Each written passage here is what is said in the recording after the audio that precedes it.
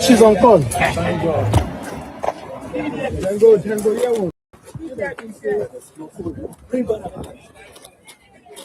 I beg, give men the banner, give men our banner.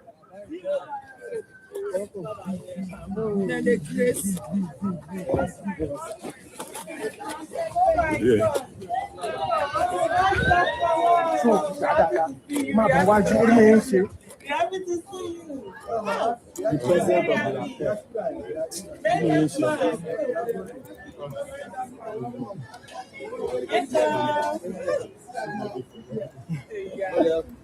What do you?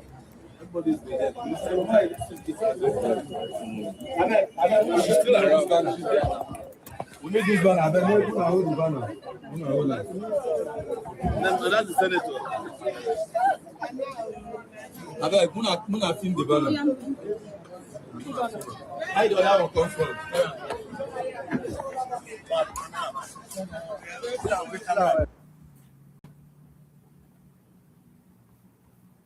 Is about corruption.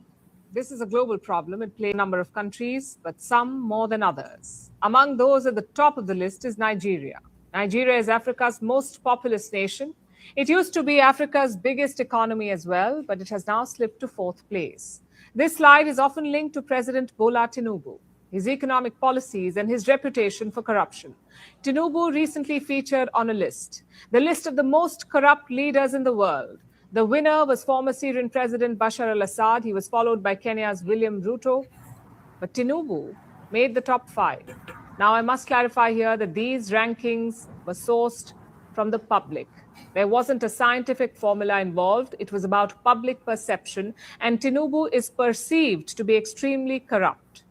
So is his government. There are a number of reasons for this. Let me show you some of the latest examples, starting with the government. Nigeria has an anti-corruption agency. It is called the EFCC, the Economic and Financial Crimes Commission. This is Nigeria's watchdog. Its job is to tackle corruption, and technically they are doing that, but at home. Let's show you today's major headline. The EFCC has detained 10 of its own over some missing items. This statement was put out by the agency. You'll notice that they said some operational items could not be accounted for. Okay, that sounds like some missing equipment. But then the Nigerian press dug a little deeper, and it turns out that the operational items were jewelry and cash worth $350,000 to $400,000. What operations were they pulling off with all that jewelry? 10 EFCC officers were detained in Lagos. They are apparently answering questions. That is all that the commission has revealed.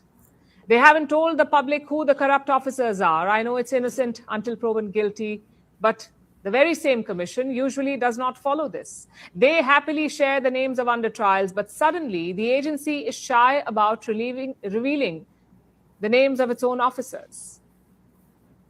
And this has been quite a bad week for them. They were forced to make another announcement on Monday, telling the people that 27 other officers had been dismissed for fraudulent activities and misconduct. This is not a great look for Nigeria's anti-graft watchdog, and definitely not a good look for the Tinubu government. Bola Tinubu is 72 years old. He's been around for a while. He's a seasoned politician. So as you would expect, he has been linked to a number of scandals over the decades. One of the worst involved drug dealing. Tinubu allegedly held money from drug trafficking in his accounts. This was according to the US Justice Department. Tinubu, of course, never accepted the charges, but he did pay out a settlement worth $460,000. Now, these charges are old. No final verdict was reached. So let's put them aside for now. After all, people can supposedly change. So what has Tinubu been up to recently since he became president? Well, he was caught up in a fake diploma scandal for a while. There were allegedly some errors in his college certificate. Okay, mistakes happen. Moving on. Then there was a major scandal involving a highway. Tinubu issued a $13 billion government contract to a company co-owned by his son. Tinubu is quite the caring father, apparently, but alas, most people do not see it that way. That is why he made it to the top 5 in the Corrupt Person of the Year award. The perception is quite prevalent, and reports say that he is quite vexed. He's even hired American lobbyists to clean up his image. He's reportedly paying them $2.7 million, though I wonder, is he paying from his own pocket or Nigeria's treasury? I suppose we'll find out eventually.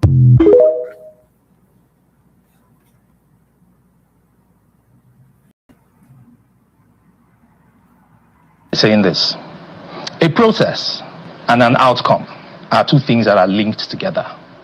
And you can only judge the quality of an outcome by the process through which you achieve that outcome.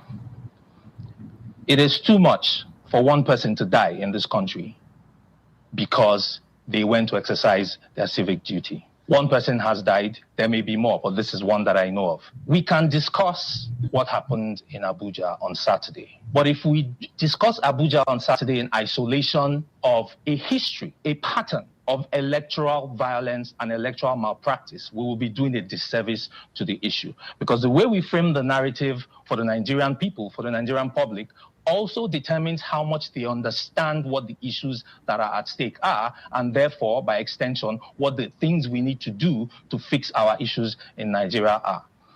The electoral process is the heart and soul of the democratic process. The constitution vests sovereignty in the Nigerian people. It is the Nigerian people walking through the government, guided by the constitution, that defines what sovereignty is and what democratic practice is. In this country, what we are witnessing is a systemic and systematic dismantling of that process. It's an attack on democracy. INEC has failed to live up to its responsibilities to the Nigerian people. Why do I say that? In 2003, we had a 70% voter participation number in Nigeria. 2007, that number dropped to 68%, if memory serves me. Allow a 10% margin of error here. In the next election, we saw 57%. In the next election, we saw 54%. In 2015, if memory serves me, it dropped to 34%. That's when the APC government came into office. In the next election after that, 2019, right? It dropped further to 23%. No, 43% in 2015. And in 2023, we saw 23% voter participation. What is that saying? About 80% of Nigerians have checked out of the process. One of the ways in which we frame this issue, which we need to correct, is we accuse Nigerians of being apathetic. It's already been said about the Abuja elections, right? That, oh, there was low voter turnout. But here is what is actually going on. It is a rational calculation by Nigerians, and they are speaking to the government and saying, we do not trust the process anymore. We do not believe in what you are doing. So we're going to stay in our houses. The critical question about voter apathy is what is causing it? What are the germane issues of the day as it concerns Abuja? Everybody is witness to the mutilation of election result sheets based on which election results have been announced. Not just in Abuja, historically. Like I said, there is a systemic precedent to this going on. What does that mean for the electoral process? It is indefensible anywhere in the world, by any stretch of imagination, by any twist of logic. It is indefensible that something as critical and as important to the life of a country as election results are declared based on manifestly manipulated and mutilated documents. It does not hold water anywhere. And then we sit down and everybody talks about everything but that which is the critical issue. We want to talk about agents not being at the polls, or we want to talk about voter apathy. But hey, what is being announced doesn't come from the polling units. At the collation centers, results are being changed, right? Everybody sees it. It's on INEC's IREV.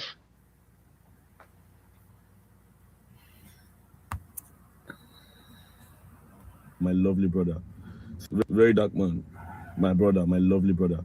See, a lot of times, people don't come bash that nigga. Like, people don't attack that boy a lot of times. And believe me, every time has been a hit back to back.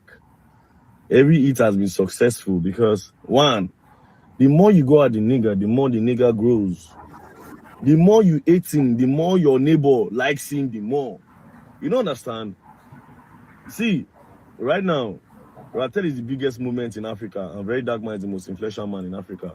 Mind you, you have your right to choose who is influential. I have chosen my own. You understand? He's the most influential man in Africa. Most of them don't come outside saying be this. This one going to say you prick soccer. This one going to say me dick soccer. Believe me, those niggas who they come outside, they talk that thing. Very dark man, they turn their yansh. They go set them very fast. They go open them very fast. Use two and spread them. You don't understand? Jealousy people that they talk. If you say come bendy, you go bend down. What they do anyhow, motherfuckers. So now you must understand that who God don't bless, no man fit cause. So the more you come, the more you fight this guy, the more you become useless. The more you become useless. There's something we should do way back in the streets. If your babe, they settings with men, and she don't get coordination, she feel say she be talking anyhow, maybe something play, she won't come to do anyhow. The person where she deal with, whether na brother, or uncle, or sponsor, or anybody, the person ain't go collect the finger ain't go touch him. You understand? Because why you don't give your babe coordination, or your picking coordination, or your friend coordination among men? Now why are they very happy the way my brother handle this very particular chick issue? You know they good. Now again, I won't beg other offenders when they come for future. I beg if they fight very dark man, no they drag me inside. You get now I know they like follow. I know they follow anybody for social media, believe me, because I don't want your business to be on my phone. I don't want to even see your I don't want to even care about you. You understand? So if they fight very dark man, I know they throw me sub. I do on my own liners call me Nunu. See me they don't give me Nunu money. Now you must understand that I would not react to that because one, very dark man don't already chop him, don't already win that battle. You understand?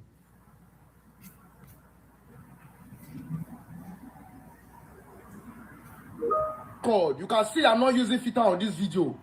I just want to make a point clear. So that in case I did work out anything do very dark man or anything do me or anything do any Rattle member, let it be clear that it is Sheyi Tinubu and King Michi. Because I don't know where it is a crime to complain or talk about or criticize when a leader or anybody or the president's son is doing anything. What is our offense? So let it be clear now. Let it be stated here. If anything should happen to any of us, King Michi and Sheyi Tinubu should be held responsible. If anything should happen to my family or anybody, Sheyi Tinubu should be held responsible. If anything should happen to Jojo or anybody around very dark man, Sheyi Tinubu should be held responsible. We are going out to clean tomorrow. If anything should happen to any Rattle member, Sheyi Tinubu and King Michi should be held responsible. Because you people are seeing the threats now. You people are seeing the threats. If you are a Rattle, if you keep quiet as a Rattle, you go not say, now you only need to put yourself on mouth. As you are seeing this video, begin to make a video and keep complaining. So the whole world we know that King Michi and Sheyi Tinubu want to press our neck. Let it be stated here. Let it be cleared. Let it be opened. Thank you. You say, bro, I am telling you this, that the day you come for me will be the beginning of your downfall. My downfall? You want to tell Sheyi to arrest me? Ask Sheyi who released me from EFCC. Well, this is a secret, but I'll say it out. Since they send you, I should be too. Ask Sheyi who released me. He did. Sheyi released me from the EFCC prison. You know why? Because they put me there. And when they released me, do you know what they said? Oh, you think you are worth more than me to Sheyi? No, now you are not. You are not worth more than me to him. You are not. For every time he comes, he will come to his senses, you know. You are not worth more than me to him. Guess what they did? The day I was released at the EFCC headquarters, they came to me and they said this. They said, very dark man, all this divide and conquer you are doing, we don't need it. Let's work together. I saw one of your posts today where you said we should work together. Same lines. They attack you, they rescue you, then they want you people to collaborate so that it look like, oh, they are friendly with you. But I will never in my life work with Sheyi, but work with APC, God forbid. After all the people I don't buy for this economy, for this regime, me, I will never over my dead body. It will be the beginning of my downfall. You are threatening me. Make sure you arrest me. They've done it before. The next thing I'll be expecting, I know how you people move. You set me up. So Nigerians, I've known, I just know, first of all, between now and 2027, anything will happen, I set up. All these things are part of the agenda, and Amici that they use. It's part of the agenda. They don't come to me with different levels. How much? How much did you say they don't give you? I go to the club, I saw them, I saw his people. They brought out their phone. How much were they telling me that they were going to use to support my own NGO? 600 million, that they'll put things together, let's work together. God forbid. God forbid. I would never sell my soul. I see the struggle of the people. I am the voice of the people. I speak and I explain. And I tell them what the people are going through. How much? How much they won't give me? Nigerians, I'll put it out there. From now to 2027, if anything happens, I'll set up. I'm not a politician. I'll just talk the one and now set up. And Amici, they won't use. Unprovoked. They are targeting something. That's why she did threaten. Say, go be the beginning of my downfall. Unprovoked. Wow. Even after 2027, because they will do everything they can to win. They will do everything they can to win. So after 2027, they'll still get me for mine again till that's if he win. Till 2030 something. Anything will happen, God better, now set up. Because that's still today. ESCC have not said this is what very dark man did. A lot of them don't know. And this is the underground too. Sheyi released me. He did. And when I was coming out that day, these people carry camera. They won't record me, but they use me faithfully. Now the ESCC say, hey, you can't let them. When did you start lying phone here? They're trying to record me. Yes, it's a content that's okay, maybe they can. So maybe they remove the camera. The minister for youth, I've been waiting with the guy, he was there. Was trying to do bro. Today, me and you, we are birthday mates. I can't roll with you people, never. They put me there, they release me in order to be my guy. So that I'll come start to the bromance with them. Then people with the pie and no go fit talk. You come and tell me that you are innovating schools for 6 days and it's a challenge to who? To me? The president's son gave you money. You they use our taxpayer money. They take challenge me? Taxpayers' funds? These are money that is supposed to be used on a normal day to take care of the affairs of the country. They cannot give you to sing their praises. You have the audacity to talk to me. So you think you are worth more than me to them? They enable you as a political tool to do giveaway online, to put sorrowful music. Then at the end of the day, oh my God, Sheyi just gifted me this. Stories have it that who they in charge of billboard for Lagos. Ask all the big boys for Lagos. Who will they tell you? They'll tell you Sheyi is in charge. Do you know how much it is to put that billboard where they give you for Ozumba and by the way? You know how much it costs to put that billboard there? You would not know. Come on, bend down and suck that lollipop. You will never know. My billboard is there. My billboard is there. It's not your hard work, girl.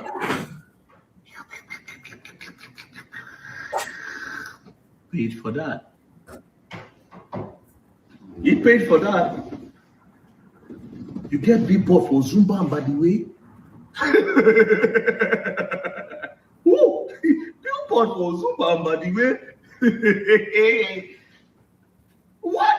You have a shop in Lagos? Oh my God, they just gave me bikes, some bikes for delivery. That's taxpayers' money, girl. You can never stand where I stand. A certain big man one time gave me 100 million. Till today, I don't know where that money is. Now like this, okay, go just to buy rice, give them. If I tell you how much I don't use my money do for this country, are you mad? You come to me? Did they fund you with taxpayers' money and you come to me? You know how many people don't give money when they learn work? Me. You know how many businesses I don't start? You know how much my money they come in a month? You think I'm not supposed to buy house? You think I'm not supposed to buy car? Or you think the car that they gave you or the bikes that they gave you, I can't afford them? I just chose not to. And you price me with our taxpayers' money. No, you go learn for this one. All the people where they push you, they must explain to Nigerians. The push where they push you, you go really enjoy this ride. Come on, bend down and suck that dick. You will learn, and you will learn the hard way. Don't play.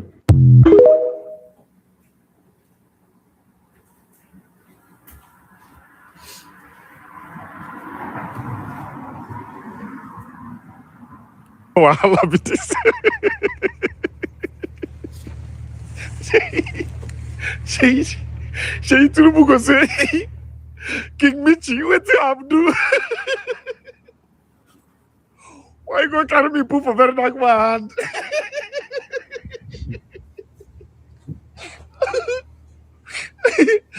I don't know who go advise that King Michi. You know they do better work. You don't renovate primary school. Fine. Everybody don't they praise you. You praise now can't go enter. You go begin the throw jab. The throw jab, they give very dark man. Wait till enter you.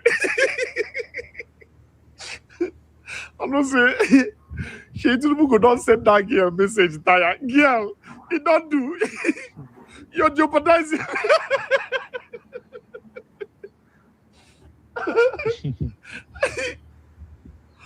And when that man they release some part 1, part 2.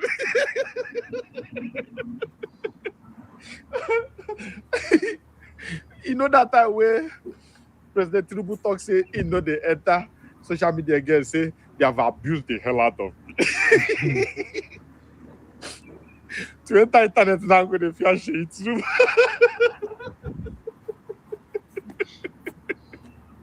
He go say, God, can you make very dark man deaf and dumb?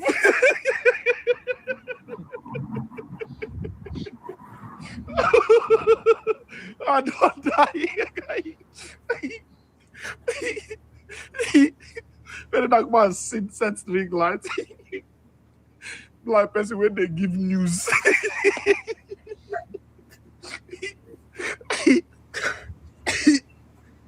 If King Mitch is scroll, see very dark man, he goes scroll back.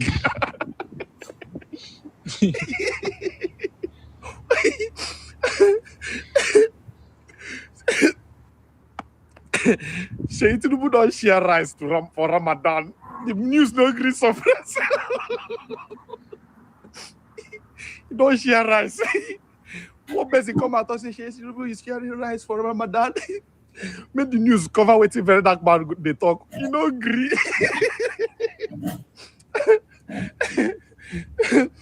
The news where the guy post go the day like 100k views.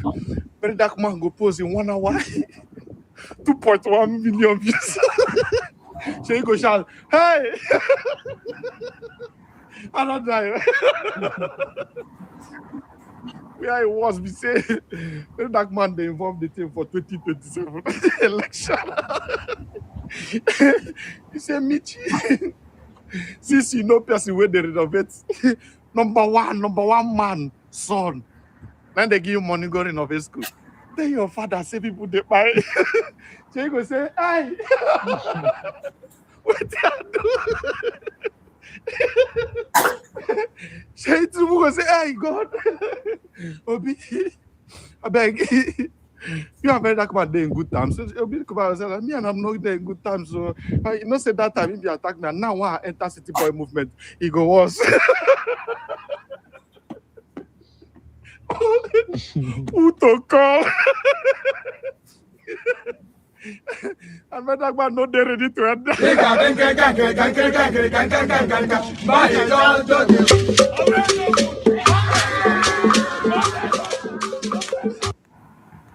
I was going to go home, come and carry her with what's it called? Drips in her veins, and take her to go and eat her.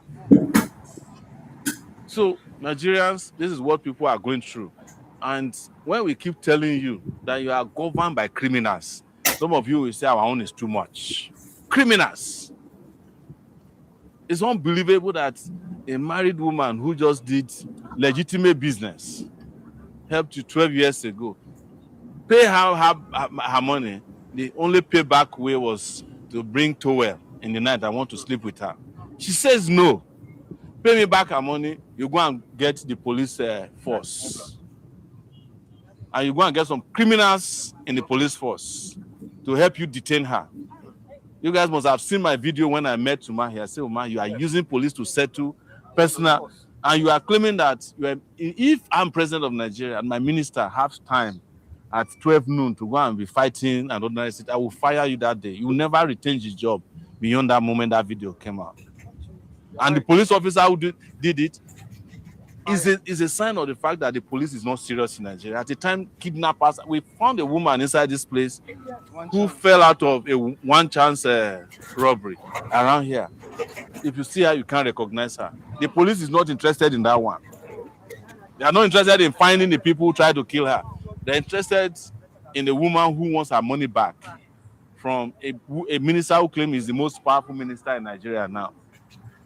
And like Baba P was saying there, nobody should say that Tinubu should even fire. We should fire Tinubu, fire and thunder, fire all of them together. All of them. And I'm serious about this. Because I have been at this for the last 48 hours. Over 48 hours. Since I heard of this woman's incarceration, I have been following up. She was flown from outside of Abuja. There are police formations across the country. Why do you need to fly somebody in for interrogation in Abuja? Is Abuja the only place where there are policemen? When we saw her, they started harassing her. She said she has 2 kids. She's breastfeeding. Even the policewoman who was with her, who is supposed to have empathy, was accusing her of smelling. How would you not smell when you are not allowed to bath? If anybody who knows about how, taking care of 2 kids, you cannot accuse such a person of... What do you expect her to do? Yes, her husband is also here. She has been with us since the beginning. And I went to them, I said to them, release her to me. There's no way I'm running to. Even me, I don't run away from Tinubu. Why would I then collect somebody from you and run away with her? The essence of bail is to produce an accused person for trial. This woman is not running away. But Umahi had paid all of them, prison, police, and presumably some judicial officers to make sure that this woman sleeps in the tent. Even after she collapsed, the prison guy was saying that they must take her to Kefi. Yes, that is what God said, that they must take her to Kefi to go and process her release. But she refuses to accept a release order from the same registrar that gave him a detention order. Now we have discovered that the detention order is fake. No, it's not going free. So, and we have told them if it's going to require candlelight vigil for this hospital tonight, we'll go and buy candles and we ask Nigerians to fall in. We'll do it. She's not leaving this place without the people who forged her detention order being arrested and tried. Yes. She has to go home from here. Yes. That's all we have to update you with. Thank you. There was no detention by the magistrate. You understand? This guy and I forged everything by himself. The guy, what do you call this guy? The registrar of the court. It inside there. That's it. Yes, now. The man forged everything by himself. Say there was nothing. The idiot wearing brown khaki one kill like the sweat since they smell. And he removed his name tag. He removed name tag. Make it come outside now. Idiot. Why you won't buy the case for you? That's what they repair. So now waiting this morning. They want that. Go ask him because the man. Oh, you don't go back. Back there. So because he's not on the vest. No, you don't get problem now. That's it. Hearing in evil cases. Fakore they are king. Why is your name? No, turn and straight. Make they see me straight. Why is your name CP Fakore? They always appearing in evil cases. Why? You go die one day. Your brokers go bust from inside grave. You know, get what you fit do. Why is your name always appearing in evil cases? If I see your phone number, I go post them. Minister, not be minister for what? CP Fakore is my problem. Yes. I remember Senator Natasha Akpoti-Uduaghan sent you a petition that they want to kill her Instead of you to shield and protect her, you turned the persecution and ordered that she should be prosecuted. She should be taken to court. Somebody that ran to you for safety as a police officer. See, the same people already. You and Sandra Duru, the blackmailer, started dragging yourself on social media. Police without integrity. If Nigeria was not a sham country, people like you, Fakorode, would have been long gone, forgotten inside prison. Yes. But what do we expect from an APC, a party of apes? What do we expect from their administration? CP Fakorode, your name has been mentioned again for Omoye. They say you are the bulldog of politicians. The day Nigerians will be ready for you. Abuja no contain you. You go run. I know you have seen my video now. That day now you do make I almost beat my shine inside this thing. We don't they count and follow you. You harass lawyers. We don't they count and follow you. You are the same person who said that this woman, the picture she provided, evidence, when she then snap with Omoye, say it might be AI. You are the one that twists the truth always. CP Fakorede, Akin Fakorede, as you were one for face, now so you were one for Bele. God will expose you very soon. Be aware that the eyes of the citizens are on you. And that great day is coming. That great day. Thank you. No, put anything.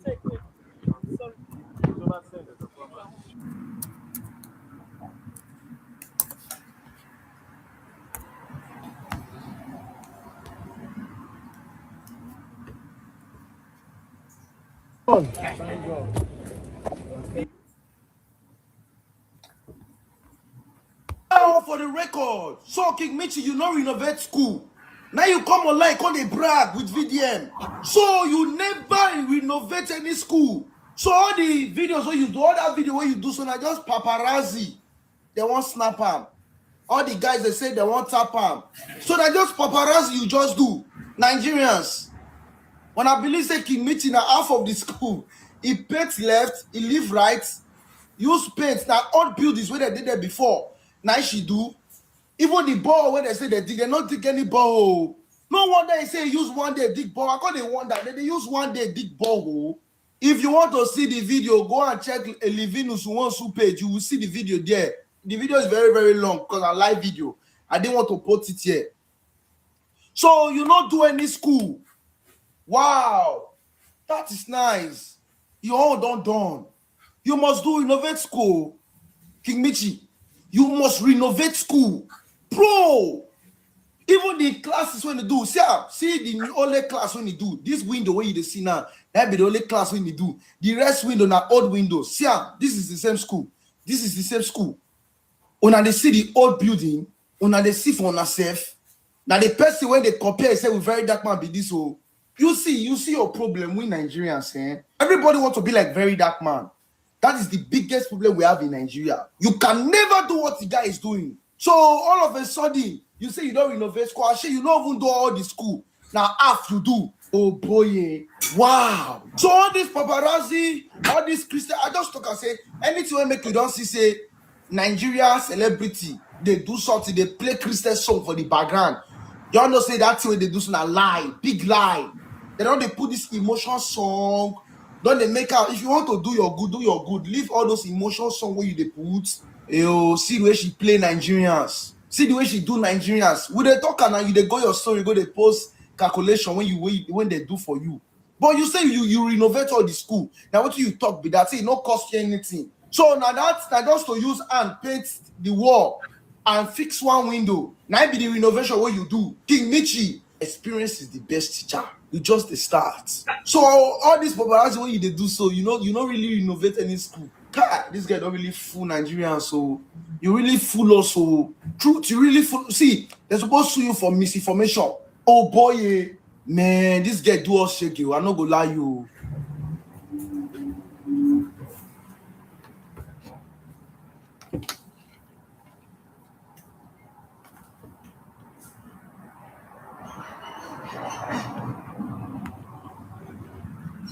See your life, see your 6 day school when you go do.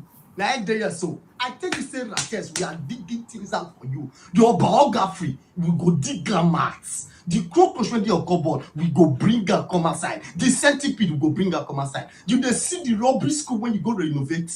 Now, so that they renovate school, you was past Tinubu government. The whole money where Tinubu give you, see what you use that to do. Rubbish renovation. Where everything, water not they work, you never put water tank, they say you renovate school for 6 days. See the 6 days work, oh. You dey see what they talk. Giddy. We want proof points. You want steal. Thief. You dey see what they talk. You are a political tools. You are a political what? Tools. This not the play mantis of Nigerian government. They go settle now as political tools to deceive the public. See your schools. Windows no even day. You never paint one wall, another wall you don't paint them. Now so they build school for Nigeria, now so government they build them. That is to say, another clarification, see that government money, our taxpayer money, they send them to you, King Rishi. You they use them for your personal life. They say I they spend my personal money, I they give people money. I wake up with the money 6 when you renovate. 6 days. 6 days, madam. Civil engineer of the highest order. 6 days. Now so they do school. You go now they don't ask you to cut 50 million naira now you they run.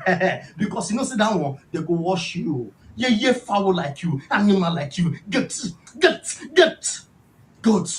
People are talking. You don't want to go inside. They talk. They open your mouth, they talk. You go, young me. This time, you go say, we are digging to the ending. We are digging to the ending. Where your own case starts, we go dig and come outside. All those give. When you put those account numbers, you go bring your bank statement out just now. This one, your bank statement. This matter when you start, so ready to hinder. Now you know they play the VT card. You know they play the VT card. Say very not guilty want to attack you. Really? See what they come out with. What till they come the next one? You go run. You go kneel down and run. You feel it because say you get the Sheyi Tinubu president picking and so dear what? That is why when I go Aso Rock when they feel get the fuck out of here. Nonsense. See school. See school. They say you be dead that yellow. See school when you do for here you take one. The way the woman they talk about they say you be dead that person. Even the teachers were able to show everything out. Because you did nothing there. But you can't go do content. Hey, you buy 3 laptops. Hey, I'll show you laptop. Hey. They do content. Say now, you say they do humanitarian. Yes, I not blame you. I blame camera. I blame the people when know they think with their brain. You are content creator in the highest order. They seek for validation from people, seek for solicitation for people from online. I use my personal money. This are this. They send me level bag. They just give me anonymous, buy me car. Nonsense, you political tools. They talk, not they talk. Now we are hard, right? There's a hard. They dig. I say we are digging back. Not they dig go front. We they dig back. Atlantic, I have that video, but it's all the way down. Greetings to everyone. Let me just pull it up and play it for you guys.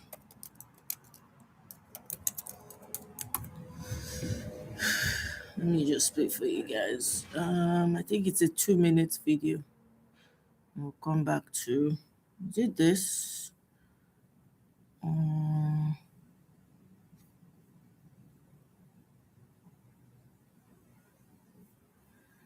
on 1 second. Less than a minute left, but you and I have talked about Christian persecution in Nigeria before, and I know you recently went to a very transformative trip over there, meeting with dozens of Christians who were driven from their homes, victims of just horrific violence over there, and now they're living in camps. Can you talk to us a little bit more about that, what you experienced, who you talked to, and what they're saying right now? Well, they are very grateful for President Trump's focus on this. And obviously, President Trump tapped me publicly to go and investigate this and look at this. And we have been compiling a report that we're going to present to President Trump here soon on recommendations on how to move forward on this. But let me just make something very clear. Our brothers and sisters in Christ are losing their lives in Nigeria due to the profession of their faith in our Lord and Savior, Jesus Christ. They are being murdered, slaughtered, martyred every day in Nigeria. We went to Benue State, met with these internally displaced people who are living in refugee camps. I met a woman who had all 5 of her children murdered in front of her. These Christians are being persecuted by Islamic terrorists that have put forward a genocidal campaign to move them off of their ancestral homeland. And we do have to stand up for our Christians. We have to stand up for them. We are a Christian nation, and this is what's right, and I think it's what's just. It absolutely is. Thank you for doing all that you're doing to bring this to light. We really appreciate it. God bless you. God bless you. Thank you. Let me see if there's another video. I know there was a 2-minute video also. Begin with, a beautiful young lady from West Virginia lost her. No, this is not it. Anyway, when we come to that video, we'll get there. But yeah, let's keep moving forward, please. Confirmed that the school King Michi came out to say she renovated in 6 days was all a lie. I told you people, my ancestors does not lie to me. That girl was sent to destroy me, to set me up. Yeah, I have it. They needed me to exchange words with her so that they will have a reason for them to lock me up. Below. That's the plan. She's a I can't play directly from Fox News. They will take down my video. They see me as a threat. They want me to join them. I don't want to join them. No be by force. I will never join you people. Now, she have exposed herself by herself. My Baba, they pray. Now you go use your mouth and your hand, unveil yourself. As you can see, Livinus Wosu went to that school. Livinus, who is the rental coordinator of our monthly cleaning in Bayelsa, he went to the school to go and check for the projects King Michi did, and he found out that they never did anything. She only did ting, and then she claimed she renovated. All the video that she did was all a lie. She can't use her hand to expose herself further. So in his comment section, she said, check my story. I paid the workers. Check my story. Because she has no confidence to say, yes, I did it. She no believes it or would double check. If she did it, she would have said, I did it. What are you telling me? I have videos. She said, check my story. I paid the workers for all the works. And Livinus, let me remind you. Let me remind you again and again that you can never bring me down. Nobody's trying to bring you down. Your lies are bringing you down. My mother is a teacher there, and she will make sure they finish the work I paid for. So why did you now come out to say you renovated the school in 6 days when you are not sure if they've completed it or not? You go expose yourself. You come for me. The ancestors brought me here. No man did. I paid for the courses I paid. Receipt and quotation in my story. Now I went to go and look at the story. She dropped a lot of quotation for what she spent. According to her, flight for 3 is 400 and something thousand, but let's keep the quotation and go to the important part. She said, firstly, nobody sponsored my project. Nobody. So why you can't call Shiriti?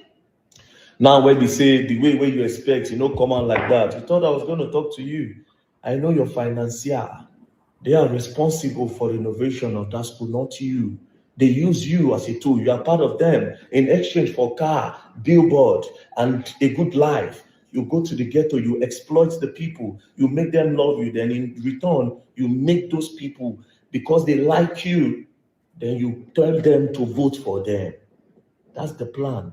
She said, firstly, nobody sponsored my project, and I paid the price order directly. This is the receipt I had. I have receipts.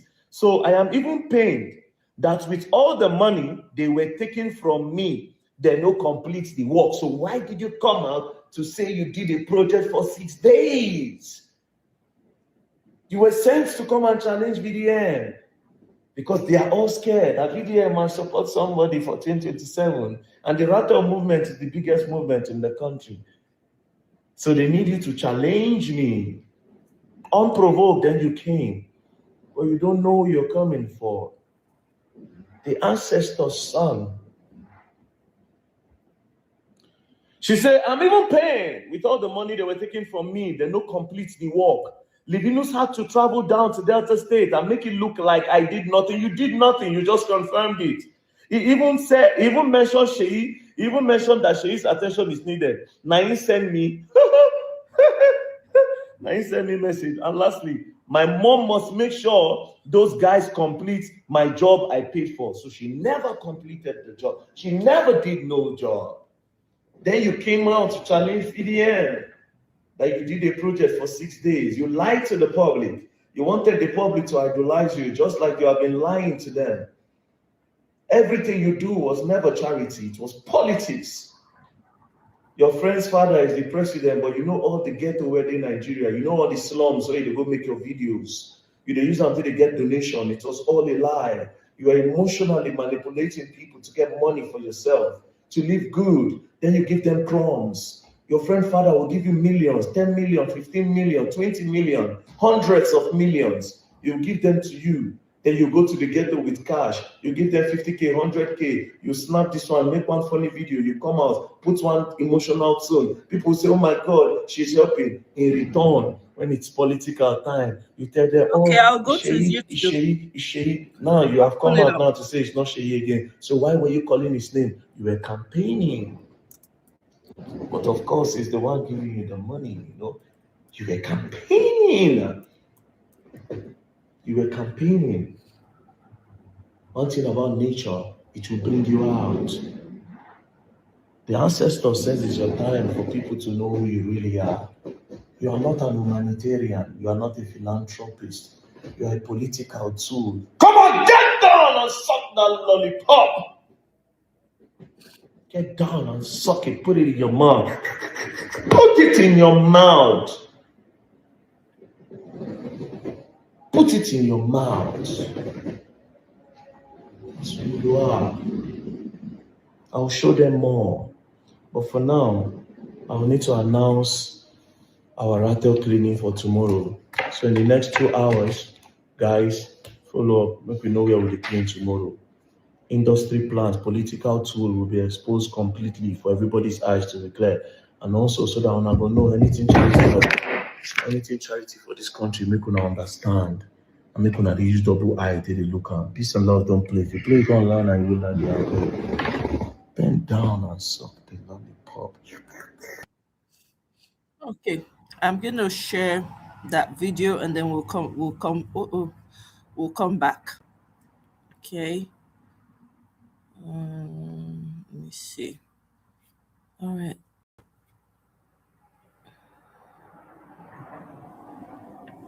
Okay, we're gonna play it. Focus now, West Virginia Congressman Riley Moore, who's been to Nigeria and helped prepare that report for President Trump. You have new developments, and welcome in Focus. Thank you. Well, Harris, thanks for having me. And thank you for staying focused on this topic that many, unfortunately, are ignoring, but not you. So thank you for that so much. Absolutely. What is the very latest that you have for us on this?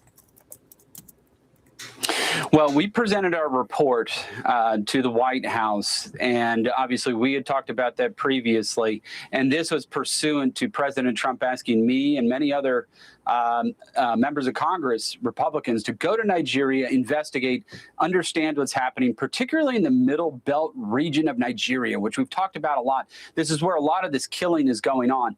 One of the things I think people that will find extremely shocking from this report is that the Fulani militants, these Islamic militants we've been talking about, they're getting paid by the Chinese who are operating illegal mining operations in Nigeria.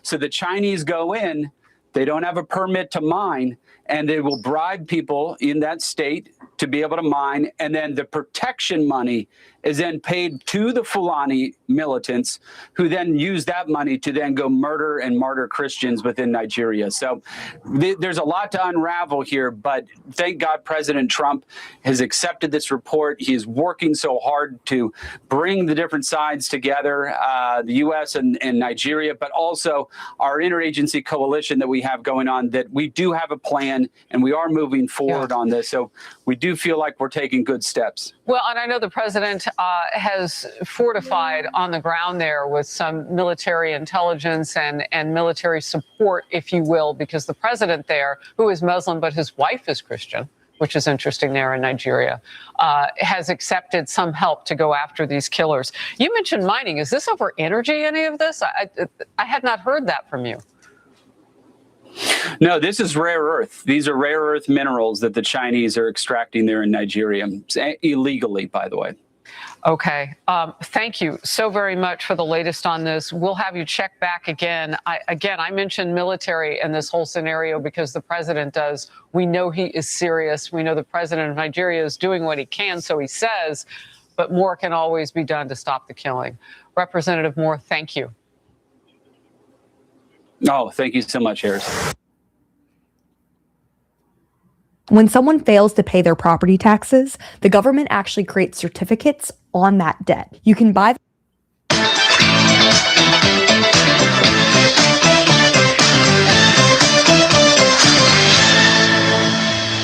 position.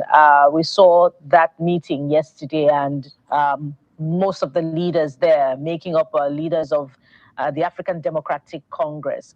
But the Electoral Act Amendment 2026 is what it is already. It's a law, a document, and INEC has since responded with, an announcement of new election dates. So what's the strategy of the opposition to get the ruling party to know that you're serious about your demand for a change or a recommencement of the debate on a new electoral act?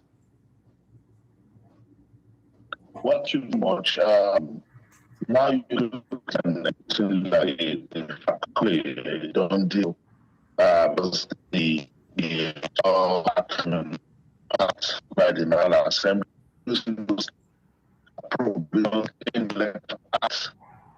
and see if it gets better in a short while. Perhaps we'll take a moment, to perhaps you change your device, your connectivity, such that we can have a better conversation. It's a very important one, especially as we make progress towards to push for the. Now, the opposition is deploying to get the ruling party to listen to it on its demand for a commencement of the debates on a new electoral act. Can you hear me now? Yes, it's better now. Okay, so thank you very much. What I was going to say was that the Electoral Act, we did all that we could constitutionally within our democratic rights to push for the desire of the Nigerian people on the issue of the Electoral Act. Protests were organized, arguments were made, debates were organized, all in line with the aspiration of Nigerians. And what was the aspiration of Nigerians?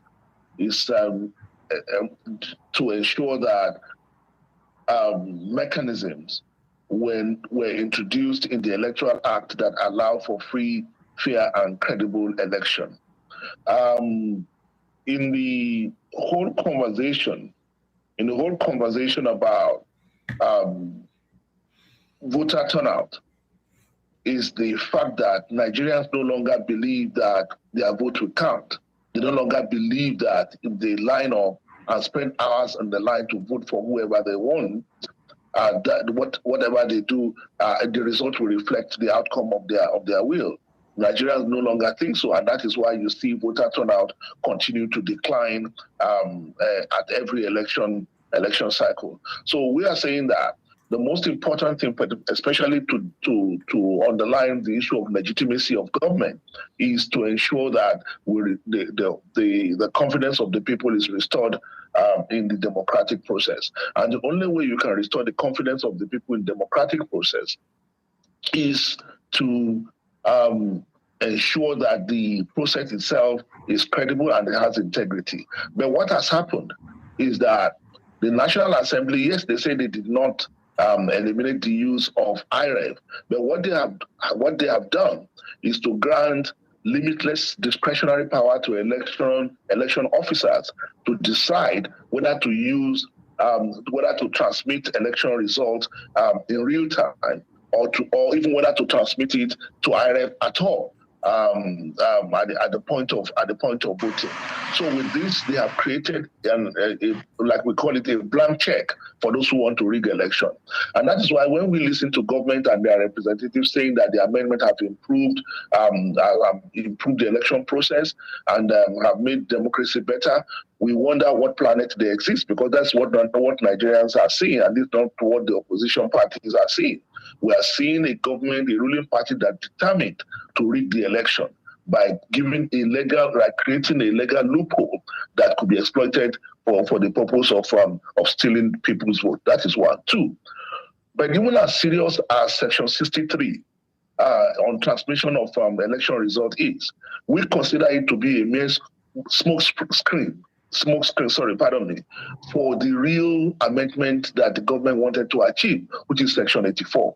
And Section 84, what did it do? Prescribe the mode of candidate selection for political parties, removing indirect primaries, which is delegate-based selection process, and limiting the options before political parties to just direct election, direct primaries, and what it called consensus. This is the most dangerous amendment to the Electoral Act. Because why is it the most dangerous? It is most dangerous because the government knows that President Bola Tinubu will not be able to go around the country to campaign in 2027. They know. And what they are trying to do is to create a situation where he's the only candidate by introducing these clauses in the Electoral Act to make it impossible for the opposition political parties to produce a candidate within the time limit. If you look at the new timetable that was released by INEC yesterday, it says all primaries must be conducted by May. That is a mere 2 months from now. No, and now 2 months, if you are to adopt direct primaries, it means that you have to conduct a nationwide election, because that's what direct primary means. It means that every member of your political party must vote for the candidate, the aspirant. And it means that from Adamawa to Zamfara, from Abia to Abeokuta, you must conduct election. An INEC level election has to be conducted to produce your candidate. So, is that possible? Is that possible within the time that is produced? Ms. Abdullahi, we see what you're saying. They also have counter-argument. I think it was Felix Moka, the National Publicity Secretary, that spoke yesterday and talked about the fact that the debate on the opposition to talk about real-time transmission is because they are looking for it. They want to use it as a ground to invalidate the 2027 presidential election. Maybe you respond to that. For him, because he says connectivity is not as effective as is being touted. But we know the Electoral Act clearly says that you must capture that EC8A. It is when that doesn't work out, then from EC8A, which is a physical copy, can be resorted to. But I think we've debated this over and over. Where I'm going to with my question and you responding to this is, let's maybe assume without conceding that this was well calculated to further immobilize your opposition, which is what I maintained at the beginning of the program. First, the opposition has been going back and forth as to being able to form a coalition. There's no manifesto yet. So if you go to the PDP, you see what's going on. Labour, see what is going on. We understand the ADC has a court case about some deregistering case or all of that. And then this timeline has come out. Amendment has been done. Now everything is like literal rush hour. My question is, this is the reality we're facing now, politically. What is the strategy to respond to have a chance in 2027? Well, I must say that for us, we know the responsibilities that we have. We know the responsibility that this has imposed on us. And we are not going to roll over and die. On the issue of the Electoral Act, especially in Section 84, which we see as hijacking the independence of political parties, because it's the political parties that have the it's at the discretion of political parties to decide what mode to use for their primaries. We are going to approach the Supreme Court, and we believe that we are going to make a strong case for this because the new Electoral Act undermines the independence of the political parties, and we are going to challenge that at the Supreme Court for interpretation as quickly as possible. We know we don't have a lot of time, but we are going to do that. Number two is to continue to mobilize Nigerians across the board to see exactly what is going on. We believe that no government, no matter how devious, and no matter how is invincible, because the most important thing, that what is clear, is that the APC is doing everything to ensure that what happens in 2027 is the coronation of President Bola Ahmed Tinubu. Even Abacha tried it with 5 political parties that Bola they called the five fingers of a leprous hand. But at least he tried to create political parties, and he tried to get those political parties to endorse him as their sole candidate. But President Bola Tinubu is not doing that. He wants to clear the field completely, so that by the time we arrive at 2027, it will just be mere coronation. They know the ruling party don't have that problem of selection. They've already unanimously adopted him as their candidate. So they know that what this Section 84 will create is confusion in the ranks of the. But we are not going to give up, and we are not going to be confused. We know exactly what they are trying to achieve, and we are going to sidestep that, and we are going to come up with a candidate that will defeat him in 2027, regardless of whatever they do. Listen, we are talking about real-time transmission of results. Yes, it would have been easier. The election result would have been more objective and credible, and Nigerians will have been able to see it for what it is. But like you said, the law is the law. So, and we have learned important lessons from the FCT election. We have seen that if we arrive at 2027 today, there will be no network in any of the polling units, and there will be no transmission of election results to IRF, and they will use from DCA on their. They will do all that. And that's what we are getting ready for. Right.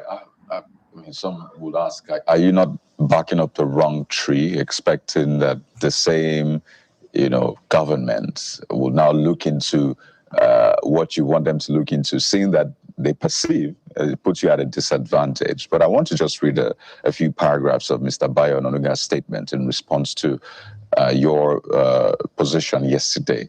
And towards the end of the statement, Mr. Bayo Onanuga said, contrary to their deliberate misinformation designed to incite the populace, the new Electoral Act signed by President Tinubu is a significant improvement over the repealed one, closing loopholes the opposition leaders sought to exploit for manipulation. He went on to say, in summary, the opposition is merely crying foul because the rules of the game have been adjusted to prevent manipulation such as result hacking, which they have allegedly perfected. He ended by saying, rather than this constant lamentation and unwarranted outrage, ADC and NNPP leaders should spend more time on retrospection and fix their own mess.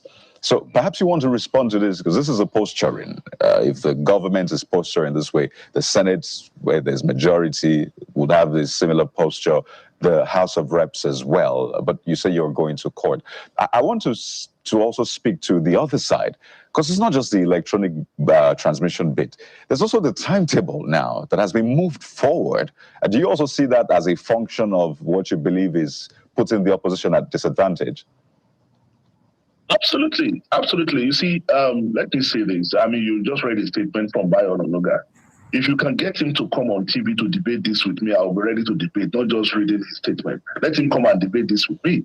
Let us sit down and face each other, and let him show us how this electoral act that they have passed will improve the transparency and the credibility of the election. You see, what you see about this APC government is that they seem to be irritated that there is opposition at all. They seem to feel like, the response you get from them is, who are these people asking us questions? They would rather we don't speak at all. They would rather nobody ask questions. They would rather nobody challenge them. You can see the kind of language they use, the kind of insultive and denigrating language they use. I was reading the statement released by Felix Moka, the National Public Secretary, and I was wondering, We have children, for God's sake. What are we teaching them? So this is the government that has this sense of indignation each time you ask them questions. We are saying that this electoral act, every Nigerian who is honest, who is not aligned to the ruling party, can see what this electoral act is all about. But they keep digging in and telling us that no, what we see, what you see is not what it's actually. They destroyed something and they are claiming that they have improved. They have improved it. Look, the election of 2027 is all set to be rigged, and we will not stop saying that. We are not giving up. We are not just lamenting, but we have a voice and we will use it. And that's what we are saying. That's what democracy is all about. They can use the power of government, of incumbency, to do whatever they want to do, but they are not bigger than Nigeria. So does that mean, cannot stop us Mr. Abdullahi, talking. pardon me, does that mean continue to talk? Pardon me, does that mean you're rejecting the new election timetable as well? That has now moved the election timetable forward. The election timetable came out last night. We've not met to review it in detail, but I can tell you here that it is all part of the game plan. Just look at the timetable. By May, we should produce a presidential candidate. APC doesn't need to do that. They already have a presidential candidate. This is February. That means you have only March and April to organize a direct primary, which means that you organize a nationwide election to produce a presidential candidate. You can see what is going on. This is part of the grand conspiracy to hijack 2027. So it's not just like you said, that opposition is what it is. What can we do? Because that's exactly what they are saying. What can you guys do? We are in power and we use our power to do whatever we like. What the hell can you guys do? That's what they are telling us. But we are looking at it and we are not going to give up. And because we know that Nigerians have rejected them, and they know Nigerians have rejected them, that's why they have to come up with all this elaborate scheme. A government that is confident that it has served the people wouldn't need to go through all this rigor to manipulate the electoral system to win the election. But the world is watching, Nigerians are watching. So, Mr. Abdullahi, what would you say to those who would question the moral ground that some members of the new opposition have, to challenge the electoral act that has been given to Nigerians under the APC government? Because some of the most questionable elections conducted in Nigeria's history were conducted by the People's Democratic Party. And you served in a PDP government yourself under former President Goodluck Jonathan. And in fact, the first term of that administration, led by late Musa Yar'Adua, the former president, God rest his soul, acknowledged that the election that brought him to office was very flawed. So what would you say to those who are questioning the moral ground for this current crop of opposition leaders to demand a better electoral act? You see, Bukola, I'm shocked you are saying this. I mean, are we justifying what has happened? Are we trying to find excuse for what is going on? Okay, the election has been rigged in the past, therefore is a justification for rigging it now. How does that help this country? How does it help us to move forward? The election of 1997, 2007 that you refer to, that produced President Yar'Adua. President Yar'Adua was the first person to come out to say the election that produced me was not credible, but it will never happen again. And that's when he set up the Justice Uwais panel on electoral reform that gave right to, that when President Jonathan took over, he introduced beavers. And you could see in the 2015 election, even when the beavers was not working for President Jonathan, he insisted that it must be used. We must, as a country, build a monument for democracy for President Jonathan. Because if President Jonathan had done half of what they are doing now, the APC will not be in power. And that is why when you make those kind of parallel, you seem to be preparing a soft ground for this kind of shenanigans that is going on. What is going on in this country today has no parallel. It has never happened before. It is unprecedented. And we pray it will be the last time, because Nigerians will show them that no matter how powerful, power still comes from the people. So telling us that, they have been rigged in the past, people have no morals, come on. How does that move us forward? Are we proud as a country to say this, that this is going on at this time? when countries like Ghana and smaller countries, Senegal, Kenya, are conducting elections that nobody can impeach, Liberia, and we as a country, we are quick to say we are a country of 200 and something million people, the biggest black nation in the world, and we can conduct election when India, that has almost twice our population, can do it. Look, why is Bayo Onanuga speaking for the National Assembly? Read that statement. Why is he defending the National Assembly if they are not in cahoot in all this? Why is he speaking for the National Assembly? National Communication Commission said we can do it. INEC says we can do it. Festus Okoye 3 days ago said that INEC has the capacity to do it. NITCOMSAT has 24/7 coverage of every inch of Nigerian territory. Everybody is saying we can do it. Well, why is it that it's only APC that is saying we can't do it? The same APC that only a few years ago were agitating for electronic voting, not even collation, electronic voting. Mr. Abdullahi, your points are well noted, but it's also important to ask how those who emerge themselves under a flawed process can, demand a perfect process. Can they, even were they in office, give Nigerians a perfect process? But clearly it's an ongoing debate, and we must anchor it at this point because we have another place to touch. Mr. Bolaji Abdullahi is a National Publicity Secretary of the African Democratic Congress. Thank you for your time, sir. Thank you, my pleasure. Yes, we'll take a moment, but there's more politics to be discussed after this timeout. Join us again.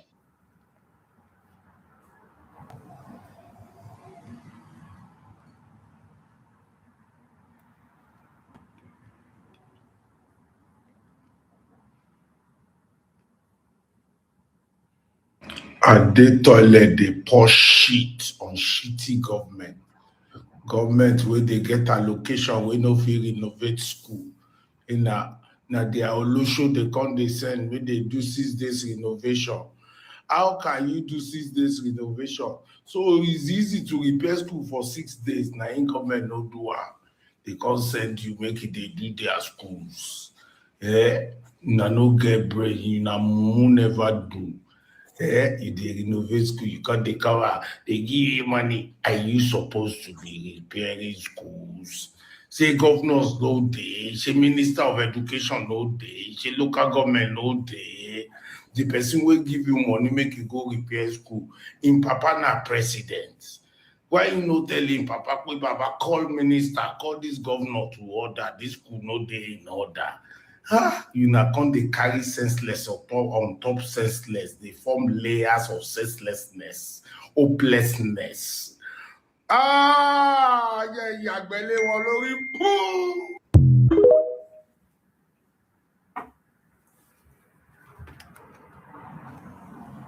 So much.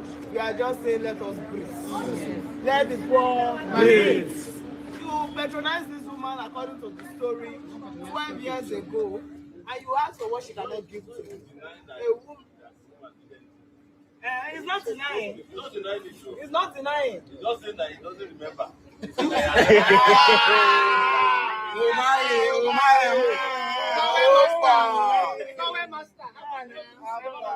See, women go through a lot in this country, and we must give a good shout out to all the good men here, standing strong to fight for these women. This is not the first woman that is Omoye's victim.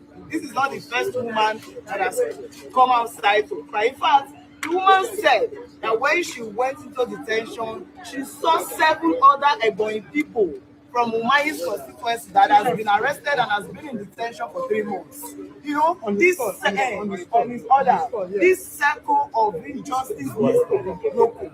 And we cannot do it without those watching, those standing. Everybody you see standing here, they might think they are just standing for standing sake, but they don't know they are standing in solidarity. This is what we need to make Nigerian work. If this woman has died, what would Omoye have said is the problem? Is it Bekus? How much is Yash? Go and buy it. Prime Minister, you can afford it. Leave the one of a married woman. I don't know what he has with successful women. Look at Win Homes. That woman has been crying for the longest. People from diaspora. Yes, she brought people from US to come and invest in Nigeria. They bought real estate. Omoye, according to her, asked her for what she cannot give. Because she could not give, they destroyed billions of dollars property. And that woman is somewhere crying. The other one is somewhere crying. The one who challenged that, they demolished her house the next day. Umahi has become a tyrant that must be chased away. Yes. It's a shame on the Tinubu administration. Yes. The Tinubu's administration is a shame. Yes. So imagine Umahi as a double shame. Yeah. So everything about this APC and the Tinubu administration is a one shame. Please, let us allow this woman go home to her husband, pay her money, so we can have peace. And if Nyash is the problem, let them look for it and give it to Umahi. Let's have peace. Let's have peace. One other important issue we must not forget is that she alleged that Umahi threatened her that if she comes to Ebonyi State, what happened to the Nigerian engineers will happen to her. I think after we are done with this woman's issue, we have to revisit that. Question about the Nigerian engineers. Who are their relatives that have information about them? What happened to them? The last I read, someone said they were dead and buried and nobody saw their bodies. If Umahi, yes, she alleged that Umahi said if she comes to Ebonyi State, what happened to the Nigerian engineers will happen to her. The same factor there who is working seriously as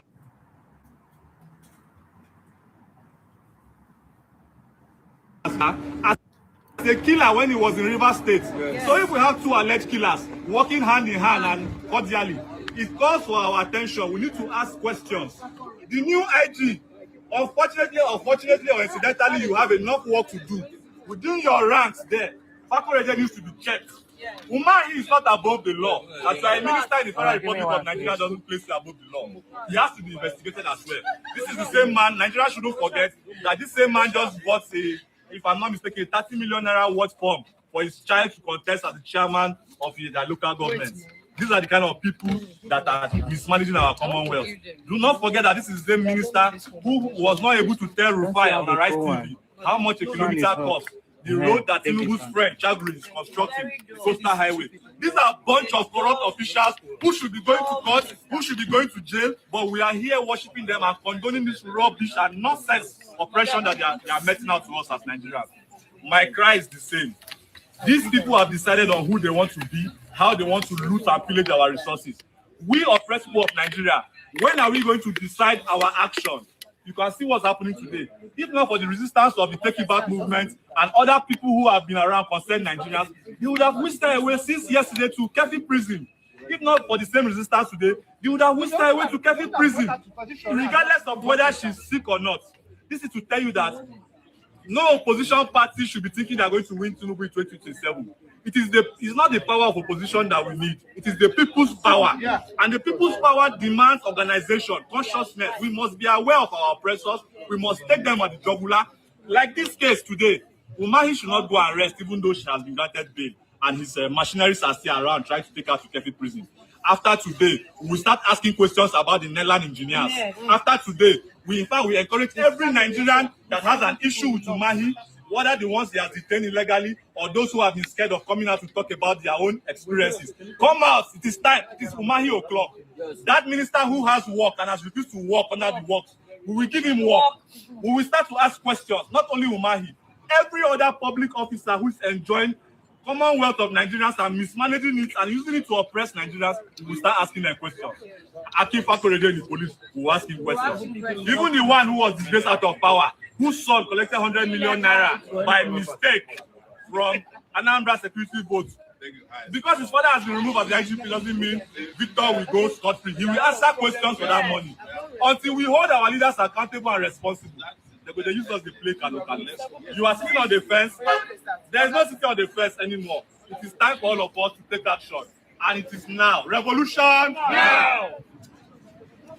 Please, who is Fakoreje? Please, every visual. My sister.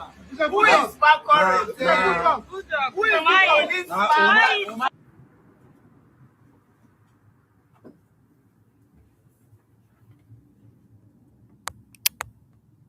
Warming up.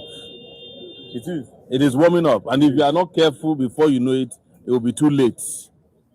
So I'm not appealing to Tinubu or anybody. Keep doing your nonsense and we keep doing our resistance. And one will overrun the other very soon. That's what we can say. Tracy has collapsed and she's undertaking treatment. But the prison officials have now seen a release warrant signed by the judge, But they are refusing that before they can release her, she must be taken first to Kefi in that rickety car there. Yes, so that she can die on the way. And we are saying no. You can accept the release warrant, release her because the warrant has been signed. The release warrant is supposed to be presented to her where she's in custody, not Kefi. She has never been taken to Kefi before. So Kefi does not come into the picture. But they won't listen because they say the dog that is going to get lost will never listen to the whistle of the hunter. The hunter. That's what is happening.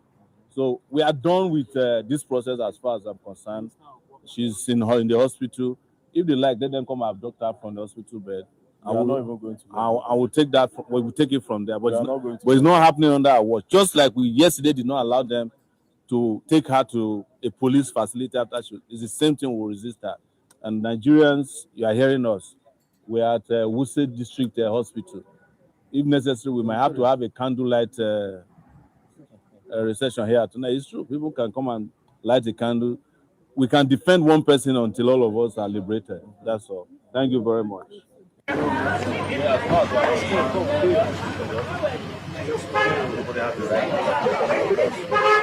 If you tried it funny, no, I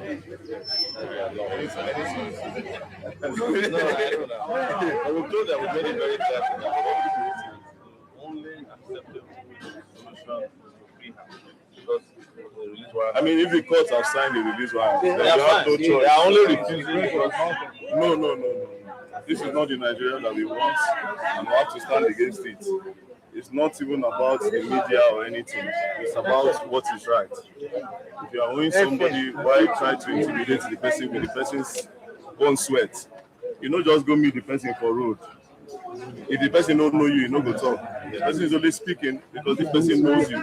And it's not like you have come out to deny that you don't know this person. You know this person. So pay what you owe. She's alleging that you want to sleep with her. She's alleging you want to sleep with her. If you know you don't want to sleep with her, then let the law. I mean, go through the right channel. If she's defaming you, go through the right channel.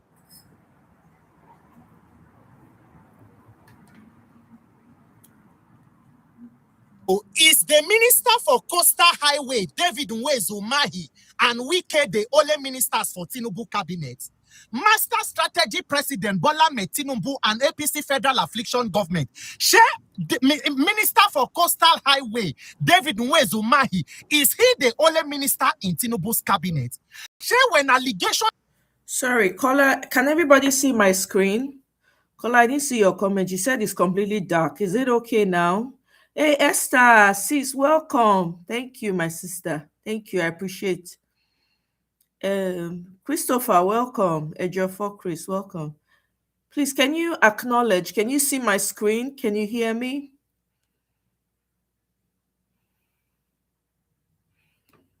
Can I get a yes?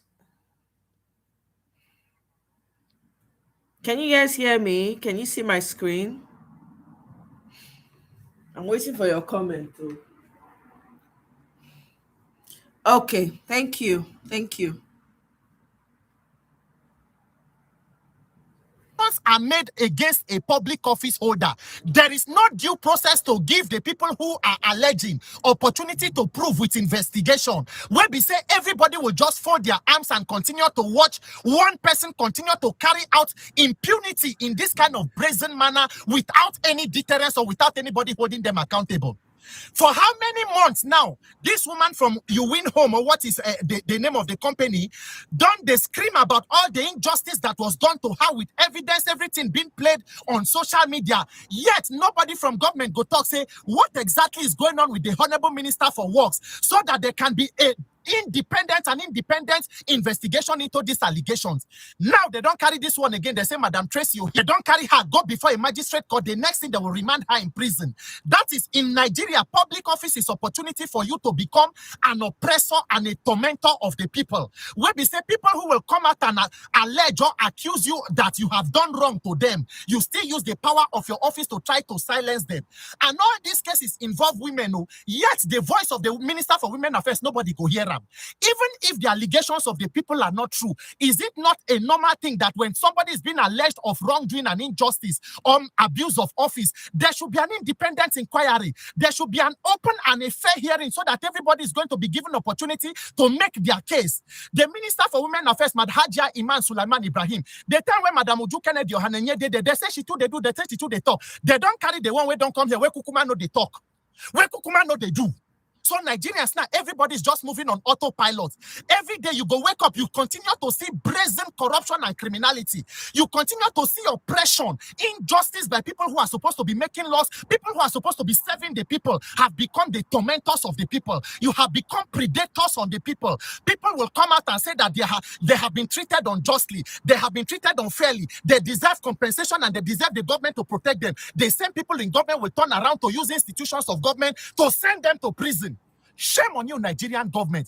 I take God beguna, and this impunity will continue because for this APC government, nobody they. If you think that this person they craze fast, the person where you go report and to that one they just discharge her from psychiatry in bed, still dead there. So unfortunately, the only hope for Nigeria now is to release and deliver ourselves from this affliction we call a government. Because I don't know how for weeks and months people will come and be making allegations against one minister, and it is not enough for the president to say, "Hold on, what exactly is going on? Which institution is able to investigate these issues?" If the minister is innocent, declare a name, and everybody will move ahead. Why should a person be using public office and institutions to harass and detain other citizens who are claiming that they have been treated unfairly by the government?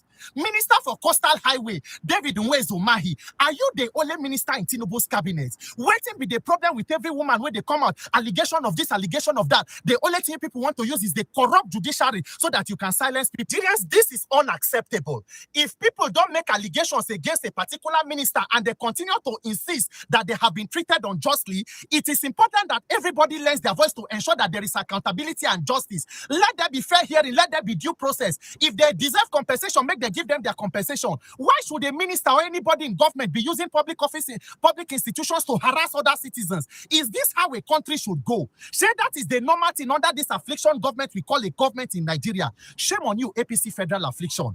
Engineer David Nwezumahi, you are not God, you cannot be God, and you will never be God. Allow people, women to go free, and anybody that you know that you owe, go and make restitution and ensure there is compensation for them. Because this injustice, this power where they shakuna, so power is transient. If you don't leave power, power will leave you. People don't dare there before you, and there will be people after you. Every seed of injustice and oppression that you sow, that's one you will reap, and reap abundantly. Shame on you, you are amongst leaders most miserable.